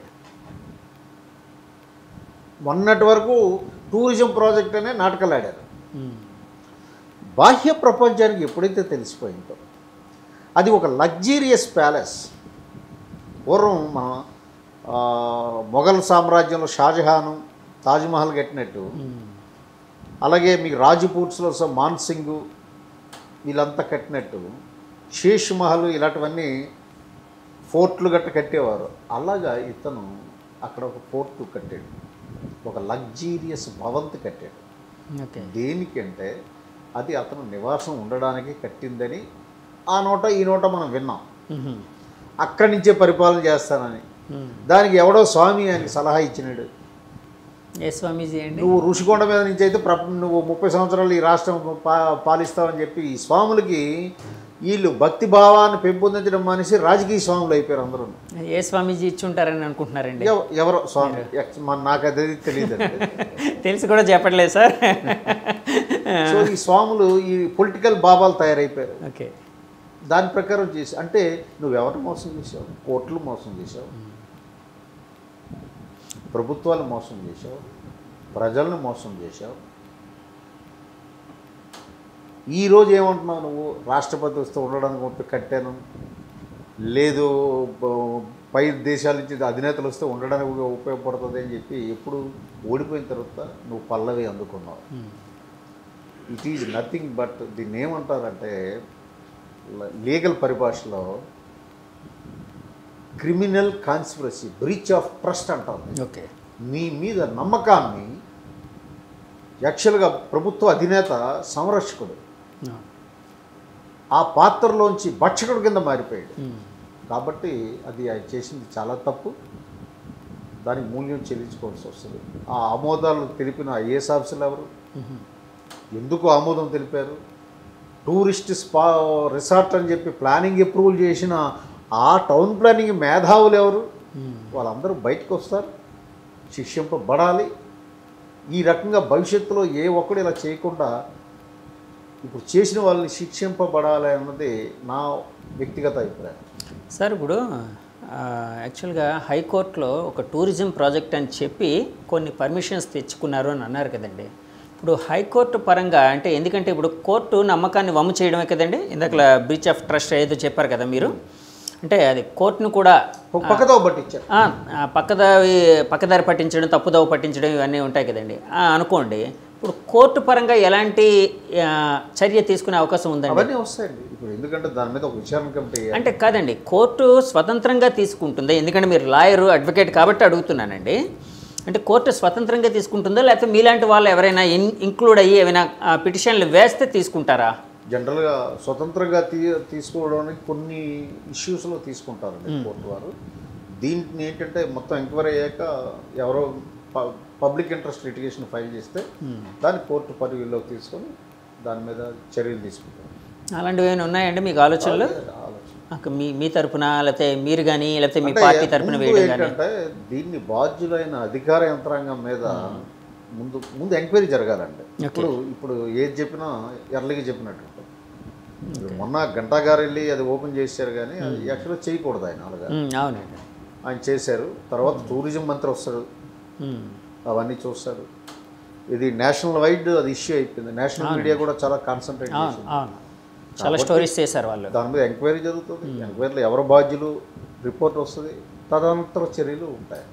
అంటే గంటా గారు అట్లా చేశారు, చేయకుండా ఉంటే అంటే చేయకూడదు అని అన్నారు కదండి. అంటే ఏ విధంగా జనానికి తెలిస్తే బాగుంటుందని అంటే దానికి ఏమైనా పక్కా ప్లాన్ ఉందా సార్? అంటే నేను విన్నది ఏంటంటే, యాక్చువల్గా నేను విన్నది అంటే ఊహాగానాలు కావచ్చు, ఏదో చిన్న టిప్స్ కావచ్చు, దాని మీద యాక్చువల్గా చంద్రబాబు గారు, పవన్ కళ్యాణ్ గారు సంయుక్తంగా ఇద్దరు వచ్చి దాన్ని చూసి, దాన్ని పరిశీలించి, దాన్ని జనంకి చెప్దామని అనుకున్నారు అని నేను విన్నానండి. అంటే ముందే గంటా గారు వెళ్ళడం, గంటా గారితో పాటు మీడియా అంతా వెళ్ళడం, దానివల్ల జనానికి అంటే పబ్లిక్ అయిపోయింది అని తెలిసింది. అలాంటిది ఏమైనా ఉందా సార్? అనుకున్నారా? అట్లా కదా. యాక్చువల్గా ఏంటంటే అది ఒక పద్ధతిగా అది ఓపెన్ చేయాలి. ఓకే. ఎందుకంటే ఇంతవరకు వాళ్ళు ఎవరిని చూడనివ్వలేదు కదా. అవునండి, అవును. సో అది టూరిజం ప్రాజెక్ట్ అన్నారు కాబట్టి ఫస్ట్ టూరిజం మంత్రి విజిట్ చేసి అది ఏంటి అసలు ప్రాజెక్ట్ చూడాలి. అదంతా వేరే విషయంలో అండి, అది ఇప్పుడు మన ఇంటర్వ్యూలో అది అనవసరం. ఓకే. అన్నీ బయటకు వస్తాయి. సార్ ఇప్పుడు యాక్చువల్గా పవన్ కళ్యాణ్ గారికి అంటే డిప్యూటీ సీఎం అనే ఒక ప్రోటోకాల్ ఇస్తూ నేను గమనించింది ఏంటంటే, చంద్రబాబు నాయుడు గారు అంటే రెండు పార్టీల మధ్య కావచ్చు, ఇద్దరు నాయకుల మధ్య, ఆయన మధ్య కానీ పవన్ కళ్యాణ్ గారి మధ్య కానీ ఎలాంటి పొరపచ్చలు లేకుండా ఉండడం కోసం ఆయన ఎక్కువ తపన పడుతున్నట్టు కనిపిస్తూ ఉందండి. అంటే తను అంటే తగ్గడం ఎక్కువ అవడం అని కాదు నా ఉద్దేశం. అంటే ఎలాంటి ఈగోస్ లేకుండా ఈయన్ని పవన్ కళ్యాణ్ తనకి ఎలాంటి ప్రోటోకాల్ ఉంటుందో అలాంటిదే పవన్ గారికి ఇస్తూ మంచి శాఖలు కేటాయించి ఆయన మంచి గౌరవాన్ని ఇస్తూ ఉన్నారు అన్నట్టు అనిపిస్తుంది. మీకు ఎలా అనిపిస్తుందండి? నాకైతే అలా అనిపిస్తుంది. ప్రతిదీ చట్టపరం. ఇప్పుడు ఎందుకంటే ఇప్పుడు కలిసి ప్రయాణం చేస్తున్నాం, కలిసి ప్రయాణం చేసేటప్పుడు ఒకళ్ళని గౌరవించుకోవడం అన్నది కనీస ధర్మం, అదే జరుగుతుంది. రెండోది ఏంటంటే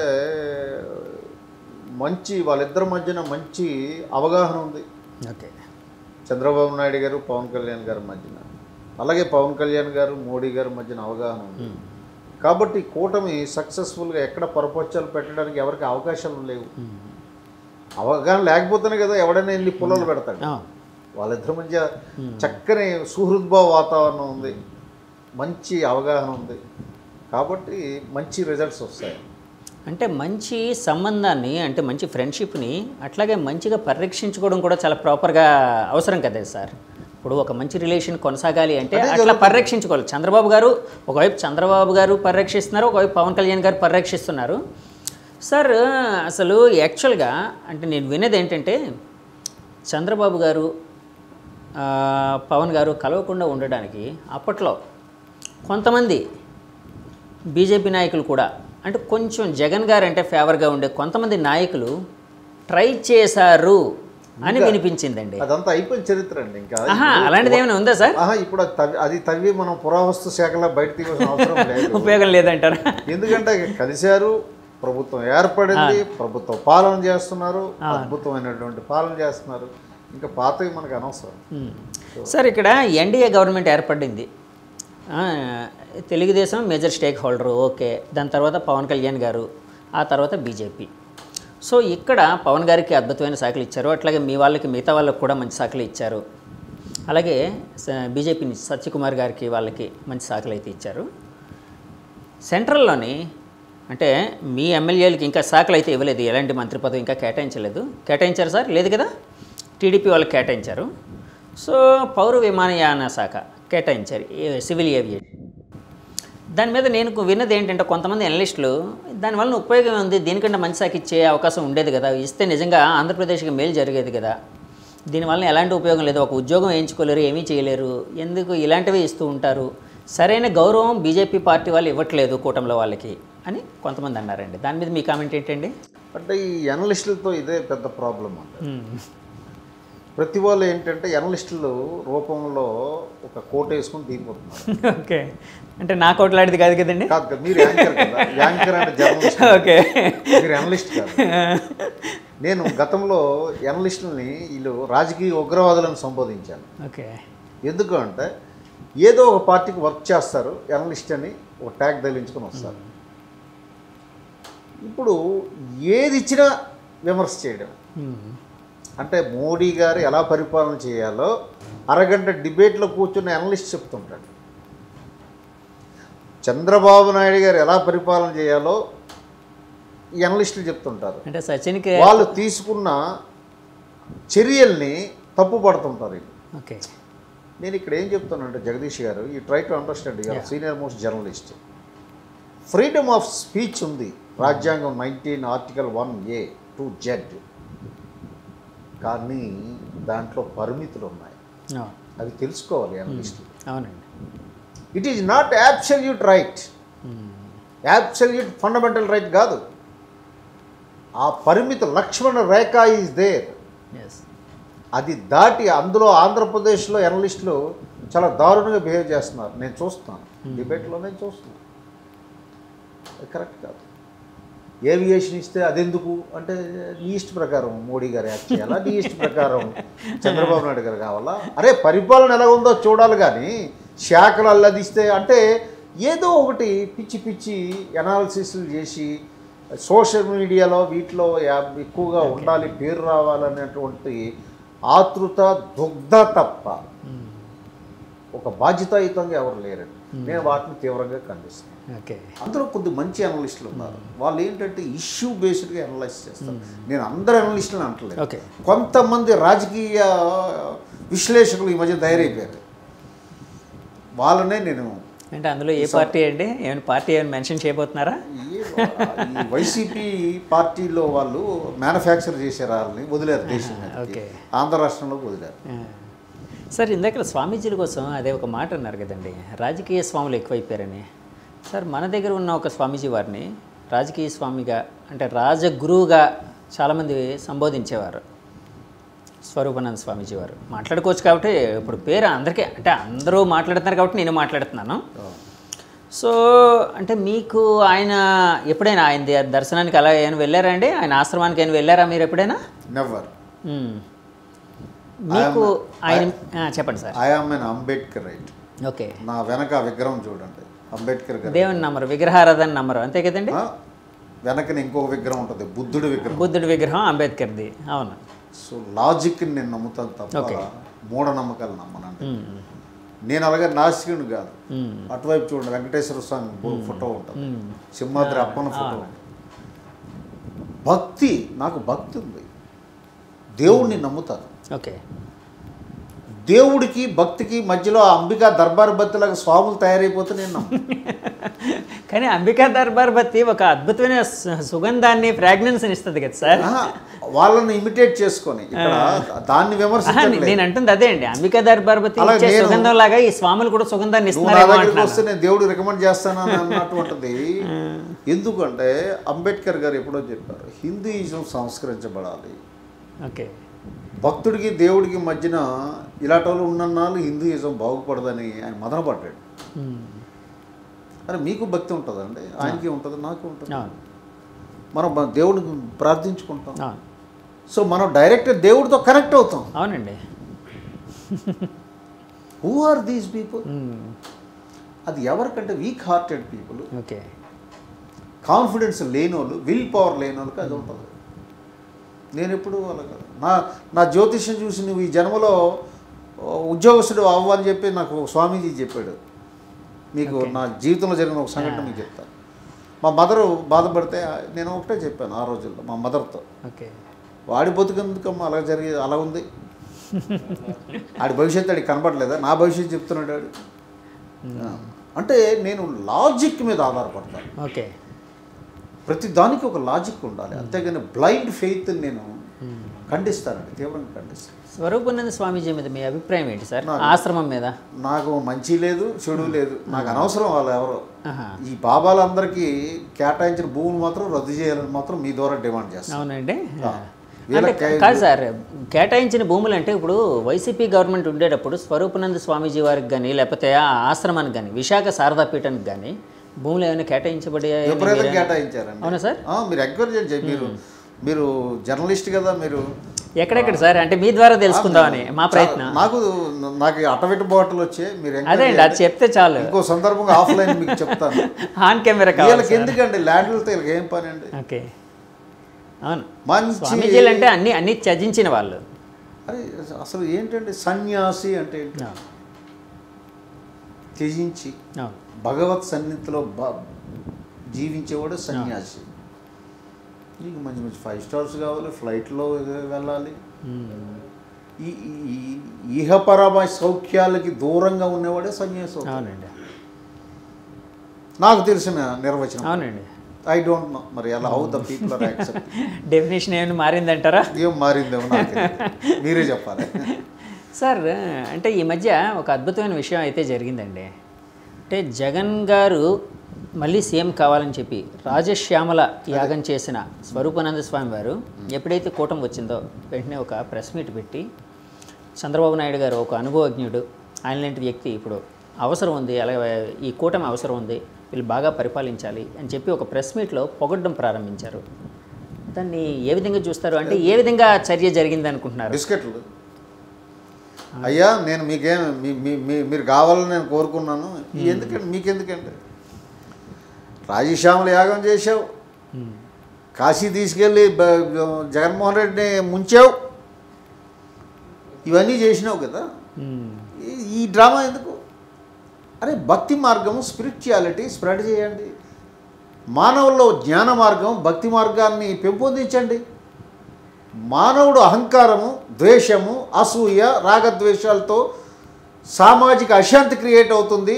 అది చేయవలసిన పని బాబా సన్యాసులది. అది మీరు ఎక్కడ చేస్తున్నారు? చంద్రబాబు నాయుడు అధికారంలోకి వస్తే కూటమి బాగా పనిచేయాలని చెప్తావు. నీకు ఎందుకయ్యా? నీ పని నువ్వు చూసుకోవాలి. అంటే ఈ చంద్రబాబు నాయుడు గారి కోపం రాకూడదు ఆయన మీద. ఎందుకంటే అంటకాకాడు కదా ఆయన జగన్మోహన్ రెడ్డితో. అంటకాకాడు. ఇక్కడ రాజశ్యామలో చేయించాడు ఆయన చిన్నముషుడి వాళ్ళు. ఇక్కడ మన బ్యూరోక్రాట్స్ అని వెళ్ళి అక్కడికి వెళ్ళి సేవలు చేసి తరించారు. ఇవన్నీ ఎందుకని అంటాను నేను అది నా వ్యక్తిగత అభిప్రాయం. పార్టీకి దీనికి సంబంధం లేదు, నా వ్యక్తిగత అభిప్రాయం. ఓకే సార్, ఇందాక ఒక మాటల్లోని అంటే యాక్చువల్గా వైసీపీ గవర్నమెంట్ అవినీతికి పాల్పడింది అంటూ ఇవి చేసిన అధికారులందరూ శిక్షించబడాలి అని అన్నారు కదండి. అంటే అధికారుల పరిస్థితి అంటే అప్పుడప్పుడు అంటే చాలాసార్లు వింటూ ఉంటామండి మాలాంటి వాళ్ళం. ఏ ప్రభుత్వం ఉన్నా ఒక ప్రెషర్ ఉంటుంది అధికారుల మీద. సో కొంతమంది ఆ ప్రెషర్కి లోనయ్యి పనిచేయాల్సిన పరిస్థితులు ఏర్పడతాయి. అంతేగాని కావాలని వాళ్ళు చేయరు. లేకపోతే ఇంకేదైనా అంటే ఒకవేళ వాళ్ళు కూడా అందులో ఇన్వాల్వ్ అయితే అంటే ఎలాంటి బెనిఫిట్స్ కోసం కొంతమంది అంటే అలాంటి వాళ్ళు ఉంటారు, కానీ చాలా మటుకు ఒక ప్రెషర్తోనే పనిచేస్తూ ఉంటారు అని అంటూ ఉన్నారు కదండి. సో అధికారులను శిక్షించడం ద్వారా ఒకవేళ శిక్షిస్తే ఎలాంటి మెసేజ్ మీరు కన్వే చేద్దాం అనుకుంటున్నారు సొసైటీకి? ఎందుకంటే అధికారులు ఏ గవర్నమెంట్ ఉన్నా ఒక ప్రెషర్కి లోన్ అవుతారు. ఇప్పుడు ఒక సిఐ ఉన్నారండి, ఎవరో ఒక నాయకుడు, అప్పుడు రూలింగ్లో ఉండే నాయకుడు ఫోన్ చేస్తాడు వాళ్ళ పని ఎవరో చేయమని. అంటే ఆయన నచ్చుతుంది లేదు తర్వాత విషయం, చేస్తాడు లేదు తర్వాత విషయం, కానీ ఒక ప్రెషర్ అనేది లోన్ అవుతూ ఉంటారు కదండి. ఈ ప్రెషర్ అనేది అధికారుల మీద ఎప్పుడూ ఉంటుంది కదా. సో శిక్షించబడాల్సింది నిజంగా ఎవరైతే అలాంటి కన్స్పైరసీ చేశారో అలాంటి వాళ్ళు కదా. ఈ అధికారుల మధ్యలో ఎలా వస్తారు అన్నది నా క్వశ్చన్ సార్. యాక్చువల్గా మీకు జీవోలు ఇవన్నీ ఇచ్చే ఏవి చేసినా సరే అధికారులు చేస్తారంట. ఏ పొలిటికల్ పర్సన్ ఇన్వాల్వ్మెంట్ ఉండదు. ఓకే, మీరు ఇందాక ఒక మాట అన్నారు, ప్రెషర్ ఉంటుందని. ఎందుకు ఉంటుందండి? అసలు మీరు మౌలిక అంశాల్లోకి వెళ్ళాలి. ఓకే, రాజ్యాంగంలో లెజిస్లేటివ్ శాసన చేసింది ఎగ్జిక్యూటివ్ అధికార యంత్రాంగము, జ్యుడిషియరీ న్యాయ వ్యవస్థ, ఈ మూడింటిని బాబాసాహెబ్ అంబేద్కర్ సపరేట్ చేశారు. ఓకే, ఎందుకు సపరేట్ చేశాడు ఆయన? ఏ రెండు కలిసిపోయిన ప్రమాదం, ప్రజలు నష్టపోతారు. ఓకే, లెజిస్లేటివ్ ఎమ్మెల్యే మంత్రివర్గం ప్రభుత్వం కానీ తప్పు చేస్తే అధికార యంత్రాంగం ఏం చూడాలి? అది చట్ట ప్రకారం ఉందా లేదా చూడాలి. చూసి వాళ్ళు దృష్టిలో పెట్టాలి, అయ్యా ఇది చట్ట వ్యతిరేకంగా చేయడానికి లేదని. ఆ పని చేస్తున్నారా? చేయట్లేదు. ఈ రెండు మిలాఖైతే థర్డ్ చెక్కు న్యాయ వ్యవస్థ. చాలా ఆలోచించి రాజ్యాంగంలో తీసుకొచ్చిన అంశాలండి. ప్రెషర్ ఉంటుంది. ప్రెషర్ దేనికి ఉంటుంది? ప్రెషర్ ఏం చేయగలరండి? బ్యూరోక్రాట్ని నీకు ట్రాన్స్ఫర్ చేయగలరు. నీకు స్వార్థం లేకపోతే వాళ్ళు చెప్పే వాళ్ళు ఏ చెప్పిందంతా చేయడానికి నువ్వు అక్కడ ఉన్నావా? రాజ్యాంగం ఏమని ఓత్ తీసుకుంటావు? రాజ్యాంగాలు చట్టానికి అనుసరంగా నేను పరిపాలన చేస్తానని వీడు తీసుకుంటాడు. అధికారంలో జాయిన్ అయినప్పుడు కూడా అదే పరిస్థితి ఉంటుంది. మరి దాని ప్రకారం ఇద్దరూ చేయాలి. ఓకే, ఒకటి కౌంటర్ చెక్ కింద పెట్టారండి రాజ్యాంగంలో. మిలాఖాత్ అయిపోయారు. ఆ మిలాఖాత్ అయిపోయేటప్పుడు అధికారుల సంతకాలు ఉంటాయి కానీ వీళ్ళ సంతకాలు ఉండవు. అంటే అఫీషియల్గా బాధ్యులు వీళ్ళు అధికారులు, అంతే కదండి? అంతే. అంటే పొలిటికల్ పర్సన్ ఎంత ప్రెషర్ పెట్టినా బాధ్యులు అయ్యే వాళ్ళు వీళ్ళు. సో ఆ విచక్షణ అనేది వాళ్ళకు ఉండాలి, అంతే అండి? అంతే సార్. ఇప్పుడు మీరు అన్నారు అంబేద్కర్ గారు అంటే ఇవన్నీ కలవకుండా ఉండడం కోసం అంత చక్కగా పెట్టారని. ఇలాంటివన్నీ జరుగుతాయని ముందే ఊహించి ఆయన మహామేధావి చేశారా సార్? మహామేధావి. ఈ శతాబ్దంలోనే అంత ప్రపంచ మేధావిగా మీకు నేననడం కాదండి, ఐక్యరాజ్య సమితిలో కొనియాడారు. బరాక్ ఒబామా చెప్పాడు, అంబేద్కర్ గారు లేకపోతే నేను అమెరికా ప్రెసిడెంట్ అయ్యి ఉండేవాడిని కాదన్నాడు. అవునండి. యా, అంటే ఏ కాంటెక్స్ట్లో చెప్పారండి ఆయన? అంబేద్కర్ గారు లేకపోతే ఎలాగ అయ్యేవారు కాదు ఈయన. అంబేద్కర్ ఒక వివక్ష, ఓకే, జాతి వివక్ష, మానవుల్లో సమానత్వం అన్నదాన్ని వెలికి తీసినటువంటి ప్రపంచ మేధావి. బరాక్ ఒబామా ఆఫ్రికన్ నల్లవాడు కదా. అవునండి.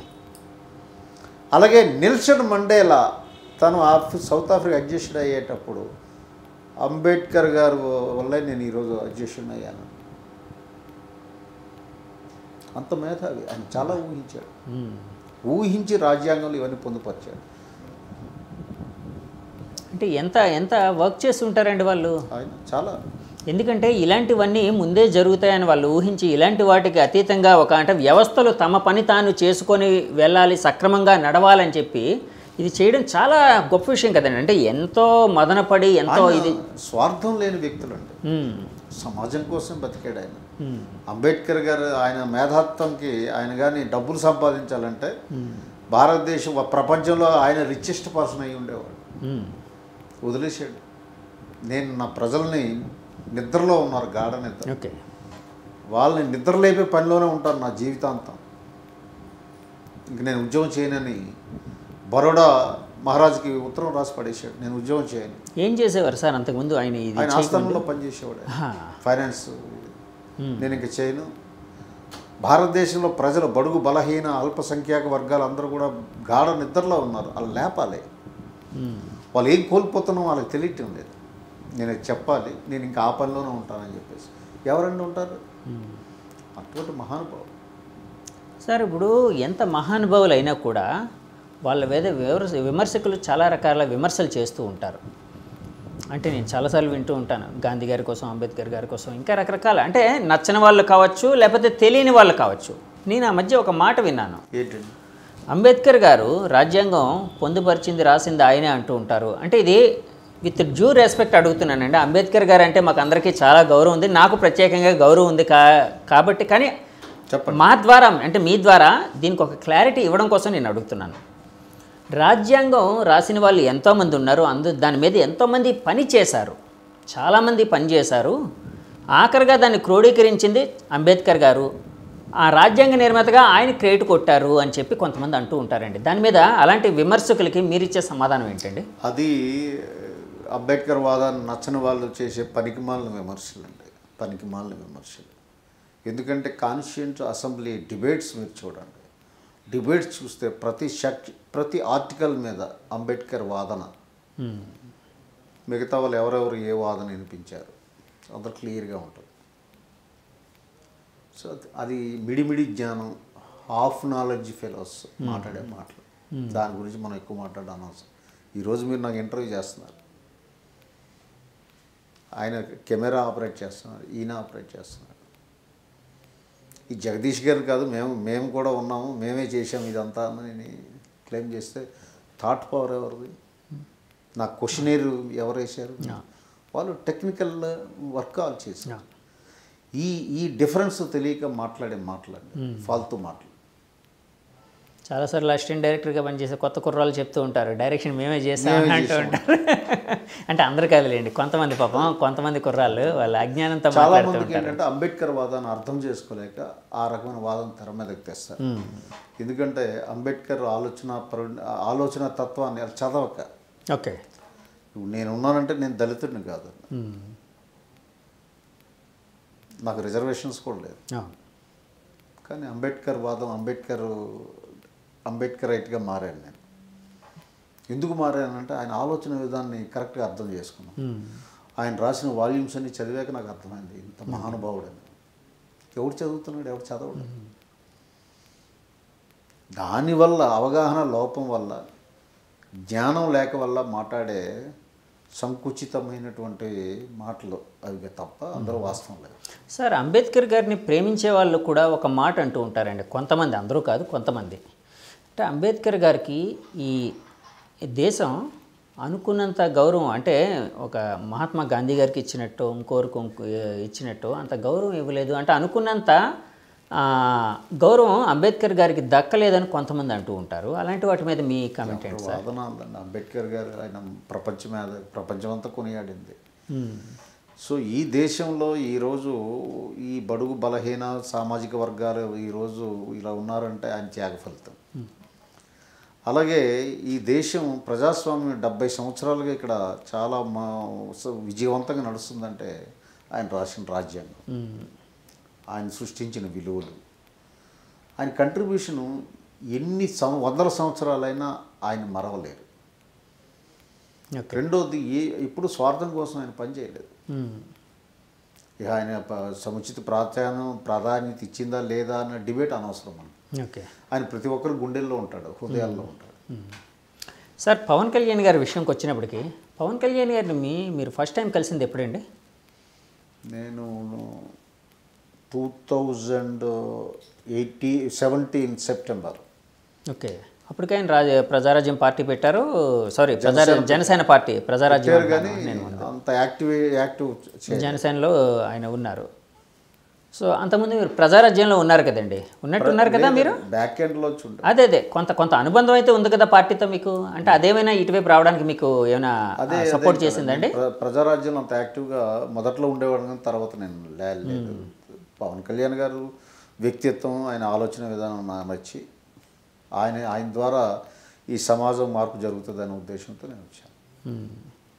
సో పవన్ కళ్యాణ్ గారిని మీరు చూడంగానే ఫస్ట్ మీకు అనిపించిన విషయం ఏంటి సార్? అంటే ఆయన్ని యాక్చువల్గా అంత ముందు వరకు ఒక హీరోగా ఉండేవారు, అంటే ఒక పార్టీ పెట్టుకున్నారు. పార్టీలు అంటే మన భారతదేశంలో చాలామంది సినిమా వాళ్ళు చాలా రకరకాల పార్టీలు పెట్టారు. అంటే మన రాష్ట్రంలో కావచ్చు, పక్కన తమిళనాడులో కావచ్చు, ఇంకో చోటు కావచ్చు పెట్టుకున్నారు.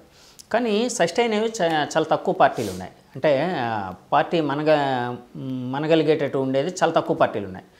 సో మీరు ఫస్ట్ టైం పవన్ కళ్యాణ్ గారిని కలిసినప్పుడు అంటే ఆయన్ని రాజకీయ నాయకుడిగా పరిణితి చెందిన వ్యక్తిగా చూసారా, లేకపోతే ఒక సినిమా హీరోగానే చూసారా? నేను ఆయన ఎప్పుడు సినిమా హీరోగా చూడలేదండి. రెండోది, నేను ఆయన సినిమాలు కూడా పెద్ద చూడలేదండి. మీరు చూసిన సినిమా ఏంటండి పవన్ కళ్యాణ్ గారిది? నేను చూసింది అత్తారింటి దారి ఏదో ఒకటి చూసాను. ఓకే, తర్వాత గబ్బర్ సింగ్. ఏది బాగుంది సార్? అత్తారింటికి దారి ఏది బాగుందా, గబ్బర్ సింగ్ బాగుందా? మీకు నచ్చింది? రెండు నచ్చాయి. రెండు నచ్చాయా? అయితే ఆయనలో ఇప్పుడు ఆలోచన విధానం, ఓకే, సో సమాజం ఎందుకు తపన, ఈ సమాజం మారాలి అన్నటువంటి ఒక ఆలోచన, అకుంఠితమైనటువంటి దీక్ష నాకు కనబడాయి. ఓకే. సో అప్పటి వరకు నేను బహుజన్ సమాజ్ పార్టీలో వర్క్ చేసేవాడిని అండర్ గ్రౌండ్లో. సో ఈయన ద్వారా ఆంధ్ర రాష్ట్రం మంచి జరుగుతుందని నమ్మి నేను జాబ్ రిజైన్ చేసి వచ్చాను. అంటే సమాజం మీద పవన్ కళ్యాణ్ గారికి ఇంత ప్రేమ కలగడానికి అంటే ఆయన చాలాసార్లు చెప్పుకుంటూ వచ్చారు, చాలాసార్లు చెప్తూ ఉంటారు. నేను నా యవ్వనంలో మావోయిస్ట్ని అవుదాం అనుకున్నాను, నక్సల్ అవుదాం అనుకున్నాను. అంటే ఐడియాలజీ అలా ఉండేది, సమాజానికి ఏదైనా చెయ్యాలి అనే అలా అవుదాం అనుకున్నాను. అనుకోకుండా నేను సినిమా రంగంలోకి వచ్చాను, కానీ లేకపోతే నేను నక్సలైట్ అయ్యామని కూడా ఆయన 2-3 సార్లు అన్నట్టు గుర్తు నాకు. సో ఆ కమ్యూనిస్ట్ ఐడియాలజీ అనేది ఆయన ఏమైనా అలా నడిపించిందని భావించవచ్చా సార్? కమ్యూనిస్ట్ ఐడియాలజీ కాదండి. ఒక అన్యాయం జరిగేటప్పుడు స్పందించే హృదయం అది, ఒక సమాజం అందు బాధ్యత గల హృదయం అది. ఒక సమాజం యందు అన్యాయం మీద తిరుగుబాటు చేసే హృదయం అది. అవి ఉండేటప్పుడు ఆ రకంగా ఆలోచనలు వస్తాయి. ఇప్పుడు చక్కగా ఉద్యోగం చేసుకోవచ్చు కదా. నేను బహుజన్ సమాజ్ పార్టీలో ఎందుకు పనిచేశాను గతంలో, జాబ్లో ఉంటూ. ఎందుకు అంటే ఈ సమాజం మారాలి, ఓకే, ఈ సమాజ నిర్మితి కరెక్ట్గా లేదు అని కోరుకునేది. అది వ్యక్తిగత స్వార్థం కోసం కాదు, సోషల్ రెస్పాన్సిబిలిటీ, సోషల్ కాన్షియస్నెస్ ఉంటుందండి చాలామందిలో. దానివల్ల పవన్ కళ్యాణ్ గారు ఆ రకంగా ఆలోచన చేశారు. ఎప్పుడు నిరంతరం సమాజంలో జరుగుతున్నటువంటి అక్రమాలు కానీ ఇవన్నీ కూడా స్పందించే గుణం ఉంది. అది నాయకుడికి ఉండాలండి ఫస్ట్. అది ఆయనలో మెండుగా ఉంది. కాబట్టి దట్ ఈస్ ద రీజన్. ఆయన చూడండి, మహిళలు ఇదయ్యారంటే ఇమ్మీడియట్ స్పందిస్తాడు, కౌలు రైతులు చనిపోయారంటే స్పందించే హృదయం. ఆయన అపోజిషన్ పార్టీలో ఉండి కూడా డబ్బు కోసం ఆలోచించకుండా ముందు వాళ్ళని ఆదుకోవాలి ఏదో రకంగా. చివరికి ఇక్కడ వైజాగ్లో మీరు చూసుంటారు, ఫిషర్మెన్ ఈ బోట్లు కాలిపోతే అది ఆయన బ్లడ్లోనే ఉంది అది. సార్, ఇప్పుడు పవన్ కళ్యాణ్ గారికి ఒక అద్భుతమైన శాఖలు అయితే ఇచ్చారండి. ఒకటి గ్రామీణాభివృద్ధి, ఇంకోటి ఏంచి పంచాయతీరాజ్, ఇంకోటి ఏంచి ఫారెస్ట్ డిపార్ట్మెంట్ది, అలాగే నీటిపారుదలది కూడా. నీటిపారుదల అంటే భారీది కాదు కానీ గ్రామీణ నీటి సంథింగ్ ఏదో అనుకుంటానండి, రూరల్ వాటర్, యా, దానికి సంబంధించి ఇలాంటి శాఖలు అద్భుతంగా ఇచ్చారు కదండి. సో దీని ద్వారా పవన్ కళ్యాణ్ గారి పనితీరు ఎలా ఉండబోతుందని మీరు ఆశిస్తున్నారు? ఖచ్చితంగా మంచి జరుగుతుందండి. సో ఇప్పుడు ఏంటంటే తినబోతూ రుచి అడగడం కూడా కరెక్ట్ కాదు, కొద్ది రోజులు మీకే అర్థమవుతుంది. అంటే నేను అడిగిన క్వశ్చన్ కొంచెం ప్రాపర్గా అడిగి ఉన్నాయండి, ఎందుకంటే అద్భుతమైన దాన్ని నేను అనేసాను. మీరు అద్భుతం ఫీల్ అయ్యారు లేదా అది చెప్పండి. అంటే ఆయనకి ఇచ్చిన శాఖల మీద యాక్చువల్గా ఆయనకి మనసుకు దగ్గరగా ఉన్న శాఖలు అండి అవి. అవునండి, ఎందుకంటే ఇప్పుడు పంచాయతీరాజ్ సంస్థల గురించి ఆయన మాట్లాడేవారు, పంచాయతీరాజ్ సంస్థల గురించి ఎక్కువ మాట్లాడేవారు. వాటికి అధికారాలు ఉండాలి, లేకపోతే గ్రామంలో డెవలప్ కావనేసి 5 సంవత్సరాల క్రితం ఆయన పంచాయతీ ప్రెసిడెంట్లతో రాష్ట్రంలో సమావేశం ఏర్పాటు చేశారు. ఓకే, అలాగే పర్యావరణం మీద మా మూల సూత్రాలు ఒకటి పెట్టారు. ఇవన్నీ కనీస అవసరాలు, రూరల్ వాటర్ సప్లై. ఎందుకంటే సరైన మంచినీరు దొరక్క ఆయన పోరాటయాత్రలు అనేక అరకులో విజిట్ చేశారు. అప్పుడు నేను కూడా ఉన్నాను. మంచినీళ్ళ కోసం ఎన్నో కిలోమీటర్లు నడుచుకొని రావడం చూసి ఆయన చాలా బాధపడేవారు. సో ఆయన మనసుకి తగ్గట్టు శాఖలు అందే ఖచ్చితంగా ప్రజలకు మంచి జరుగుతుంది. అంటే చాలామంది అభిమానులు ఆశించింది ఏంటంటే అండి, పవన్ కళ్యాణ్ గారు డిప్యూటీ సీఎం హోదాతో పాటు హోంమంత్రి అయితే బాగుండేది అని అనుకున్నారండి, కొంతమంది అనుకున్నారు. మీరు ఎట్లాగైనా ఫీల్ అయ్యారా సార్? చేయాలి, ఇప్పుడు అనుకోవడం రకరకాలుగా అనుకుంటారు. అభిమానులు అనుకున్నారు అంటే ఆశించడం తప్పు కాదు కదా, అనుకోవడానికి ఒక లాజిక్ లేదు. ఓకే, ఆయన ఏం చేయాలన్నది ఆ ప్రణాళిక కార్యాచరణ పవన్ కళ్యాణ్ గారికి వదిలేసి ఆయన చెప్పింది ఏమటువంటి వర్క్ ఏదైతే ఉందో పార్టీలో మనం చేద్దామని ఆలోచనలకు అభిమానులు రావాలని మీ ద్వారా వాళ్ళకి నేను కోరుతున్నాను. ఓకే, ఆయన ఏం చేయాలో మనం ఊహించుకోవద్దు. ఆయన తెలుసు, ఆయన గొప్ప వ్యూహకర్త, మేధావి, ఆయన చేస్తారు. సార్, ఈ మధ్య వైసీపీ నాయకులు అంతర్గతంగా అప్పుడే అంటూ ఉన్నారు, పవన్ కళ్యాణ్ గారు చంద్రబాబు గారు ఎక్కువ కాలం అయితే కలిసి ఉండరు, ఏదో ఒక సాకు లేకపోతే ఒక కారణం చూపించి పవన్ కళ్యాణ్ గారు బయటకు వచ్చేస్తారు, తర్వాత బీజేపీతో కలిసి ఒక ఇదిగా అంటే ఒక ఫోర్స్గా మారి ఒక థర్డ్ ఇదిగా అంటే ఫోర్స్గా ఇక్కడ ఆంధ్రప్రదేశ్లో ఎమర్జ్ అవ్వడానికి బీజేపీ అలాంటి ఎత్తులు కూడా వేస్తూ ఉంది. సో పవన్ కళ్యాణ్ గారిని పక్క తీసుకొని వస్తుంది, జరుగుతుంది ఇలాంటివన్నీ. రేపొద్దున పవన్ కళ్యాణ్ గారు అంటే 2029 ఎలక్షన్కి ఈ కూటమి అయితే ఉండదు, ఎవరికి వారే యమునా తీరన్నట్టు. అంటే బీజేపీ జనసేన ఒక కలిసి పవన్ కళ్యాణ్ గారు ఒక సీఎం క్యాండిడేట్గా, అలాగే చంద్రబాబు గారు ఆయన లేకపోతే లోకేష్ గారు సీఎం క్యాండిడేట్గా అలాగ ఉంటుంది. వైసీపీ సీఎం క్యాండిడేట్గా జగన్ గారు ఉండబోతున్నారు. ఇట్లా అని రకరకాల వాదనలు అప్పుడే మొదలయ్యాయండి. దాని మీద మీ కామెంట్ ఏంటి సార్? పనికిమాలిన వాదనలు అండి. వాళ్ళు వైసీపీ వాళ్ళు ముందు ఆ పార్టీని ఓటమి కారణాలు విశ్లేషించుకోమని చెప్పండి. పార్టీ ఎందుకు ఓడిపోయింది, వాళ్ళు చేసిన తప్పులు ఏంటో తెలుసుకోమని చెప్పండి. పార్టీని మళ్ళీ సంస్కరించుకోమని చెప్పండి. పార్టీ పూర్తిగా శంకనాకిపోయిందని చెప్పండి, దాన్ని బతికించుకోమని చెప్పండి. ప్రతి ఓడు ఒక జ్యోతిష్ శాస్త్రవేత్త లేదు అంటే ఒక పామిస్ట్రీ అయిపోయి భవిష్యవాణిలు చెప్పొద్దు అని చెప్పండి. సో అటువంటి ఇవన్నీ అప్రస్తుతం. ఇప్పుడు అది అనవసరమైన డిస్కషన్ అని నా ఉద్దేశం ప్రకారం. వాళ్ళు ఏదో వాగుతూ ఉంటారు వైసీపీ. సార్ ఇప్పుడు కొంతమంది వైసీపీ నాయకులు అప్పట్లోనే చాలా అంటే దురుసుగా మాట్లాడేవారు. కొంతమంది దురుసేటి బూతులు మాట్లాడు. సరే బూతులు మాట్లాడడానికి అవును సంశయిస్తున్నాను. నేను సంశయిస్తున్నాను. బూతులు మాట్లాడేవారు. సో అలాంటి నాయకుల భవిష్యత్తు అంటే ఇప్పుడు ఓడిపోయారు అంటే ఆల్రెడీ ప్రజల తీర్పు ఇచ్చేశారు. ప్రజా తీర్పు అనేది వచ్చేసింది. కానీ తర్వాత రేపు పొద్దున్న అంటే ఈరోజు జగన్ గారు నిన్ననే అన్నట్టున్నారు వాళ్ళ క్యాడర్తోని కొంతమంది నాయకులతోని పెద్ద ఏం కొంపలేం మునిగిపోలేదు, మీరు అధైర్యపడద్దు, 2029 మనమే గెలవబోతున్నాం అంటే ఒక నాయకుడిగా ఒక లక్షణం. సరే దాన్ని తప్పబట్టాల్సిన పని అయితే లేదండి, ఎందుకంటే ప్రతి ఒక్కరు క్యాడర్ని రక్షించుకోవాలి. సో ముందుకు తీసుకుని వెళ్ళాలి కాబట్టి.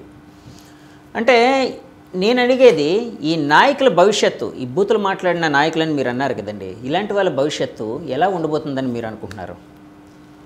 ఇప్పుడు సక్సెస్ ఫెయిల్యూర్ అనేది సర్వసాధారణం అండి. ఎవరికైనా ఎవరి జీవితంలోనైనా విజయం అపజయం రెండు ఉంటాయి. అపజయం నుంచి పాఠాలు నేర్చుకున్నాడు మళ్ళీ విజయవంతంగా ముందుకు సాగుతాడు. నాకు మీరు విన్నది నన్ను అడిగిన దాన్ని బట్టి నేను వింటున్న దాన్ని బట్టి వీళ్ళు అపజయాన్ని ఎందుకు వచ్చింది పాఠాలు వీళ్ళేమి నేర్చుకోవట్లేదు, పాడిన పాటే పాడుతున్నారు. కాబట్టి వీళ్ళ పరిస్థితిలో ఏం మార్పు రాదండి. ఇప్పుడు ఎలాగున్నారో అప్పుడు అలాగే ఉంటారనేసి నేను అనుకుంటున్నాను. చాలాసార్లు వైసీపీ నాయకులు కొంతమంది ఈవీఎంల హ్యాకింగ్ జరిగింది, సో అందుకే ఇంత అంటే ఒక అద్భుతమైన ఒక ప్రళయంలాగా వాళ్ళకి ఒక ఇది వచ్చింది, పాజిటివ్గా ఒక ఇది వచ్చింది, ఒక నెంబర్ వచ్చింది.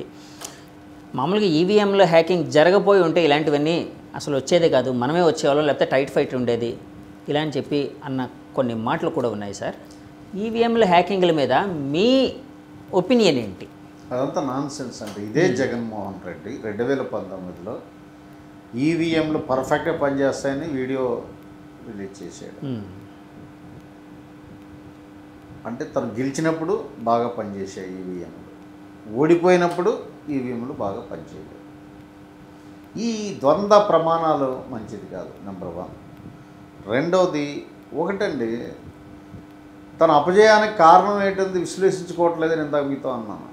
స్టూడెంట్, నేను చాలామంది స్టూడెంట్స్ కోచింగ్ ఇచ్చిన వాళ్ళు, వాడు పేపర్ సరిగ్గా రాయకపోతే మ్యాథ్స్ సరిగ్గా తినలేదు అంటాడు, క్వశ్చన్ పేపర్ సరిగ్గా ఇవ్వలేదు అంటాడు. నాకు అది గుర్తు వస్తుంది ఇలా మాటలు వింటుంది. ఓకే, ఎందుకంటే ఎక్కడ మనం తప్పు చేసాము అది విశ్లేషించుకోవాలి, అంతర్గతంగా చర్చించుకోవాలి. ఈవీఎంల మీద నెట్టడం అన్నది పిరికి పంత చర్యగా నేను భావిస్తాను. సార్ చంద్రబాబు నాయుడు గారిని ఎప్పుడైనా కలిసారా సార్ మీరు? నేను డిపార్ట్మెంట్లో ఉంటే 2 times కలిసానండి. జనసేనలో ఆయన ఒకసారి డిపార్ట్మెంట్ అంటే ఐఆర్ఎస్గా ఉండేటప్పుడు కదండి, revenue service. Commercial tax. Okay. తర్వాత జనసేనలో ఉండేటప్పుడు ఆయన ఇసుక దీక్ష విజయవాడలో చేశారు. అప్పుడు పార్టీ తరపున వెళ్ళి నేను ఆయన పక్కన కూర్చొని మాట్లాడాను. ఓకే, అంతే సార్. ఎలా ఉండిపోతుంది సార్ ఆయన పనితీరు? ఆయన పనితీరు మీద నాకు మంచి అభిప్రాయం ఉండాలి. ఎందుకంటే నేను ఆఫీసర్గా ఉంటప్పుడే చూశాను. అద్భుతమైనటువంటి అడ్మినిస్ట్రేటర్ ఆయన. అంటే ఎక్కడా కూడా రూల్ డివియేట్ అయితే అవ్వకూడదనే చెప్తారు తప్ప ఆయన. సో మన అంతర్రాష్ట్రం అడ్మినిస్ట్రేషన్ అంతా ఇంత బాగా తయారవడానికి ప్రధాన కారణం ఆయన. అది బాగానే ఉంటుంది. ఓకే సార్, కూటమి ప్రభుత్వం వచ్చిన తర్వాత అంటే గెలిచిన వెంటనే పవన్ కళ్యాణ్ గారు కావచ్చు, చంద్రబాబు నాయుడు గారు కావచ్చు, మేము ప్రతీకార రాజకీయాలు చెయ్యం అని అన్నారు. కానీ ఇప్పుడు యాక్చువల్గా అంటే మీరు ఇందాక క్లారిటీ కూడా ఇచ్చారు, వైసీపీ ఆస్తులు ఆఫీసులకి నోటీసులు ఇవన్నీ సర్వ్ చేయడం ఇవన్నీ చూసి ఒక ప్రతీకార రాజకీయాలు స్టార్ట్ అయ్యాయి అని అంటున్నారు. సో అంటే యాక్చువల్గా ఇలాంటి అంటే భావన ప్రజల్లో కలగకుండా ఉండడానికి నిజంగా అంటే మీరు అనుకున్నట్టు ఎక్కడైతే అన్యాయం జరిగిందో దాన్ని సరిదిద్దడానికి ఎలా ప్రయత్నిస్తే బాగుంటుంది అని మీరు అనుకుంటున్నారండి? అంటే ప్రతీకారం అంటే ఏంటండి, ఇప్పుడు చట్ట వ్యతిరేక పనులు వేరు, ప్రతీకారం వేరు. వైసీపీ వాళ్ళు ఏం చేశారంటే ప్రతీకార పనులు చేశారు. చట్ట వ్యతిరేక పని ఇది. ఇప్పుడు ప్రతీకార పనులు లేవని చెప్పి తప్పు చేసిన వాడిని ముద్దెట్టుకోమండి, చంకెత్తుకోండి. ఓకే, తప్పు చేసినోడు శిక్ష పడాలి చట్ట ప్రకారం. అలాగని తప్పు లేకపోయినా కేసులు పెట్టి వీళ్ళు చేశారు. అందులో ఉదాహరణ నా కేసే. ఓకే, డిబేట్లో గట్టి వాదన వినిపిస్తున్నానని చెప్పేసి నన్ను కేసు పెట్టారు. అవి ప్రతీకార చర్యలు. అదే కేసు సార్, డిబేట్లో గట్టిగా వాదిస్తున్నారని కేసు పెట్టారు. ఆన్సర్ చెప్పుకోలేకపోతున్నారు. నాకు ఈయన వల్ల నష్టం జరుగుతుంది, పార్టీని డ్యామేజ్ చేస్తున్నాడు కాబట్టి ఈయన్ని టెర్రరైజ్ చేయండి అని చెప్పేసి ద గ్రేట్ సజ్జల గారు ఆర్డర్ ఇచ్చారు. మన పోలీసులు అమలు చేశారు. ఇక్కడ ఏ కేసు పెట్టారు సార్ మీ మీద? అది 307. 307. ఓకే, అంటే అలాగే మీ మీద పరువు నష్టం దావా సంథింగ్ ఏదో డిఫర్మేషన్ కేసు అక్కడ సికింద్రాబాద్లో వేశారు. ఓకే, అది దేనికోసం వేశారు సార్? అది డిబేట్లో నేను మాట్లాడినవి వాళ్ళకి పరువుకి భంగానికి కలిగేది. అంటే అలాగే ఏమైనా భంగం కలిగించేటట్టు మాట్లాడారు సార్ మీరేనా? నాకు ఎలా మాట్లాడాలో నాకు తెలుసు. ఎందుకంటే నేను బేసికల్ I'm advocate, master of law, constitutional law చదువుకున్న వాడిని. నాకు తెలుసు. వాళ్ళ దగ్గర నుంచి లాని నేను నేర్చుకోవాల్సిన అవసరం లేదండి. అలాగే ఇందాక రోజా గారి మీద అంటే హత్యా ప్రయత్నం చేశారు అని చెప్పి మీ మీద కేసు పెట్టారన్నారు కదా సార్, అది ఎంతవరకు వచ్చింది సార్? అంటే నడుస్తుందా, కొట్టేశారా కేసు? ఇన్వెస్టిగేషన్ జరగలేదు. ఎఫ్ఐఆర్ ఫైల్ చేశారు, దొరికితే అరెస్ట్ చేద్దాం అనుకున్నారు. నేను యాంటిసిపేటర్ బెయిల్ తెచ్చాను. యాక్చువల్గా అప్పుడు కొన్ని వార్తలు కూడా వచ్చాయి, మీరు అంతర్ధానం అయ్యారు ఇట్లాగన్నట్టు, అబ్స్కాండ్ అయ్యారు అన్నట్టు. అంటే కొన్ని వార్తలు వచ్చాయి. అంటే నేను నిజమని అంటలేదు, నిజా నిర్ధారణ నేను చేయట్లేదండి, వార్తలు వచ్చాయి అంటున్నాను. ఇప్పుడు నా మీద అభియోగం మోపి అన్యాయంగా చేసేటప్పుడు అన్యాయాన్ని ఎదుర్కొనే తత్వం నా రక్తంలో ఉందండి. నేను అంత ఈజీగా శత్రువుకి లొంగనండి. నేను ఒక అడ్వకేట్. వాడు మర్డర్ కేసు పెడితే నేను జైలుకి నన్ను లోన్ వేస్తానంటే నేను లొంగిపోతే నా చదువు ఎందుకు, నా లా డిగ్రీ ఎందుకు, నా ఎల్ఎల్ఎం ఎందుకు, నా వెనక్కు ఉన్నటువంటి నా నేపథ్యం ఎందుకు? తిరుగుబాటు చేసి చెప్పుతో కొట్టినట్టు యాంటిసిపేటర్ బెయిల్ తీసుకుని. ఓకే సార్, ఇప్పుడు పవన్ గారిని లోకేష్ గారు కూడా చాలా ఆప్యాయంగా అన్న అంటున్నారు. పవన్ అన్న మా వెనకున్నారు, అప్పుడు మాకు ఎలాంటి కండిషన్స్ లేకుండా సపోర్ట్ చేశారు మాకు, సో ఆయన మాకు చాలా గౌరవమైన వ్యక్తి ఇలా అంటున్నారు. కానీ పవన్ గారు ఒక సీఎం క్యాండిడేట్ అంటే నెక్స్ట్ ఎలక్షన్కి అంటే అనుకుంటున్నారు, అభిమానులు అనుకుంటున్నారు.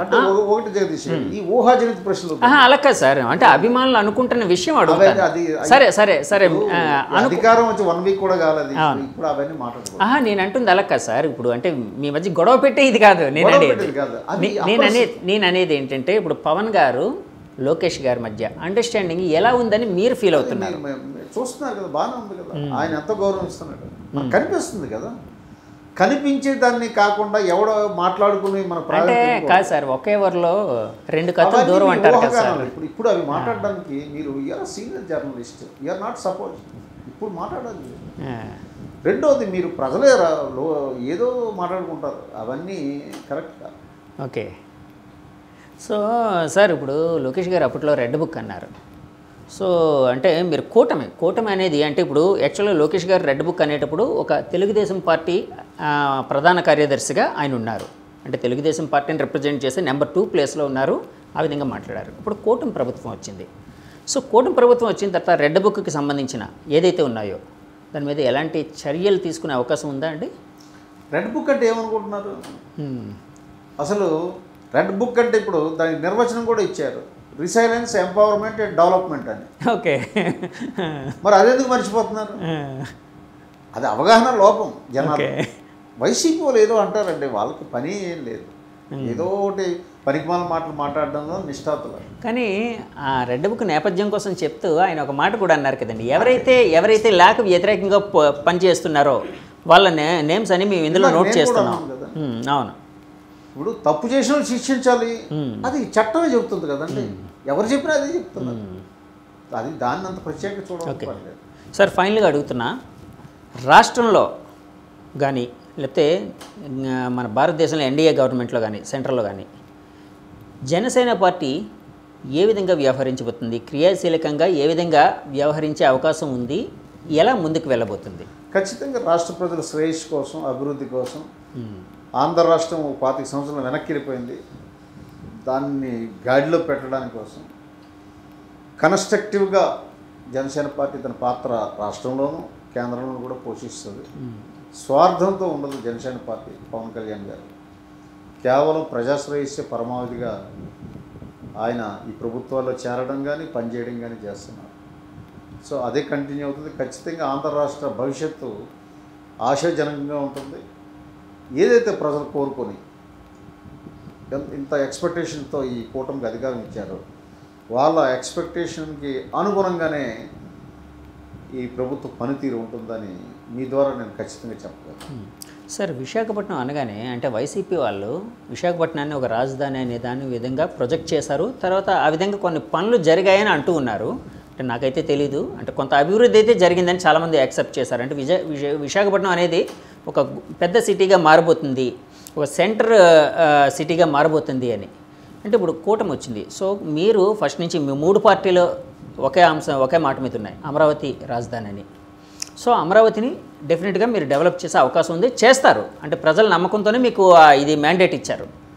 విశాఖపట్నంని ఎలా అభివృద్ధి చేసే అవకాశం ఉందని మీరు భావిస్తున్నారు? విశాఖపట్నం ఎలా ముందుకు వెళ్తే బాగుంటుందని భావిస్తున్నారు? ఒకటండి, విశాఖపట్నానికి ఎవరి వల్ల అభివృద్ధి అవ్వలేదండి. మీరు విశాఖపట్నం వాసే కదండి. అవునండి, నేను విశాఖపట్నం వాసి. విశాఖపట్నం న్యాచురల్గా డెవలప్ అయిన సిటీ అండి, నెంబర్ 1. రెండవది, వైసీపీ వాళ్ళ వల్ల ఇక్కడ ఏం డెవలప్ కాలేదండి. ఇక్కడ ఉన్న ల్యాండ్ అన్ని దోచేశారు. విశాఖపట్నం రాజధానిగా ప్రకటించడానికి ప్రధాన కారణం ఏంటంటే ఇక్కడ ల్యాండ్ మీద దృష్టి పడింది. ఆ పని కంప్లీట్ చేసుకున్నారు. అంతే తప్ప విశాఖపట్నం రాజధాని ఎవరు అడిగాడంటే విశాఖపట్నం సుజలా స్రవంతి ప్రాజెక్ట్ అడిగాం, ఉత్తరాంధ్ర అంతా సుభిక్షంగా మారేది. రైల్వే జోన్ అడిగాం, ఉత్తరాంధ్ర వాసులకి ఉద్యోగాలు వస్తాయి. అది కావాలండి. ఇక్కడ ఎక్కువ పేదరికం ఉంది, మధ్యతరగతి కుటుంబీకులు ఉన్నారు. వాళ్ళకి ఏది పనికి వస్తుంది? అది కాకుండా నువ్వు అడగని దాన్ని రాజధాని తెచ్చాము, గుషికొండ పెద్ద బిల్డింగ్ కట్టాము, నువ్వు గెంతురా అంటే అది కడుపు నిండుతుందండి? నో.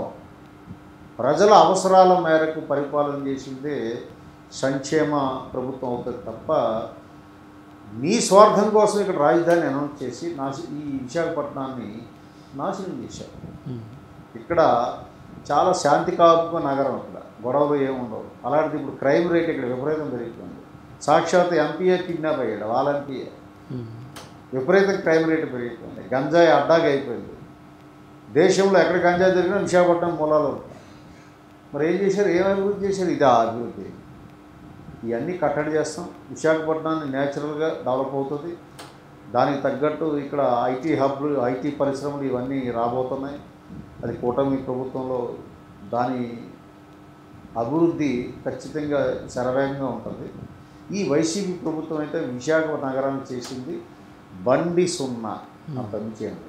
సార్, చాలామంది అంటూ ఉంటారు విశాఖపట్నం అనేది ఒక అంటే ఢిల్లీ క్యాపిటల్ అయితే ముంబై ఎలాగా ఫైనాన్షియల్ క్యాపిటల్ అయ్యిందో అట్లాగా అంత కెపాసిటీ విశాఖపట్నంకు ఉంది. సో ఒక ఫైనాన్షియల్ క్యాపిటల్గా అట్ ద సేమ్ టైం ఒక టూరిజం క్యాపిటల్ లేకపోతే ఐటీ క్యాపిటల్గా విశాఖపట్నం అయితే బాగుంటుందని కొంతమంది అంటూ ఉన్నారండి.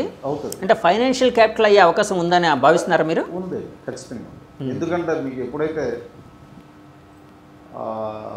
ఛత్తీస్గఢ్ ఒరిస్సాకి కనెక్టివిటీ రోడ్స్ వస్తాయి, ఇక్కడ పోర్ట్ ట్రస్ట్ ఉందో, ఇన్ఫ్రాస్ట్రక్చర్ ఉందండి, అవన్నీ జరుగుతాయి. మంచి భవిష్యత్తు ఉంటుంది విశాఖపట్నం. ఇప్పుడు రాష్ట్రంలో కేంద్రంలో ఎన్డీఏ అధికారంలో ఉంది కాబట్టి శరవేగంతో అభివృద్ధి. సార్, ఫైనల్గా పవన్ కళ్యాణ్ గారికి మీరు చాలా దగ్గరగా ఉంటారు కదండి. అంటే దగ్గరగా ప్రయాణం కూడా సాగించారు అంతకుముందు నుంచి, ఇప్పుడు కూడా దగ్గరగానే ఉన్నారు. సో మా ఛానల్ ద్వారా మీ క్యాడర్కి ఇచ్చే సందేశం ఏదైనా ఉందండి? యాక్చువల్గా రాజకీయాల్లో మార్పును తీసుకురావడానికి వచ్చారు పవన్ కళ్యాణ్ గారు. ఆయన రాజకీయ పార్టీ పెట్టడం కానీ ఈ ప్రయాణం 10 సంవత్సరాల ప్రయాణం కూడా ఒక నూతన రాజకీయ ప్రక్రియ కోసం వచ్చారు. సనాతన రాజకీయాలు, కన్జర్వేటివ్ పాలిటిక్స్ చేయాలని అయితే ఆయన రాలేదు. అది మనందరం గుర్తుపెట్టుకోవాలి.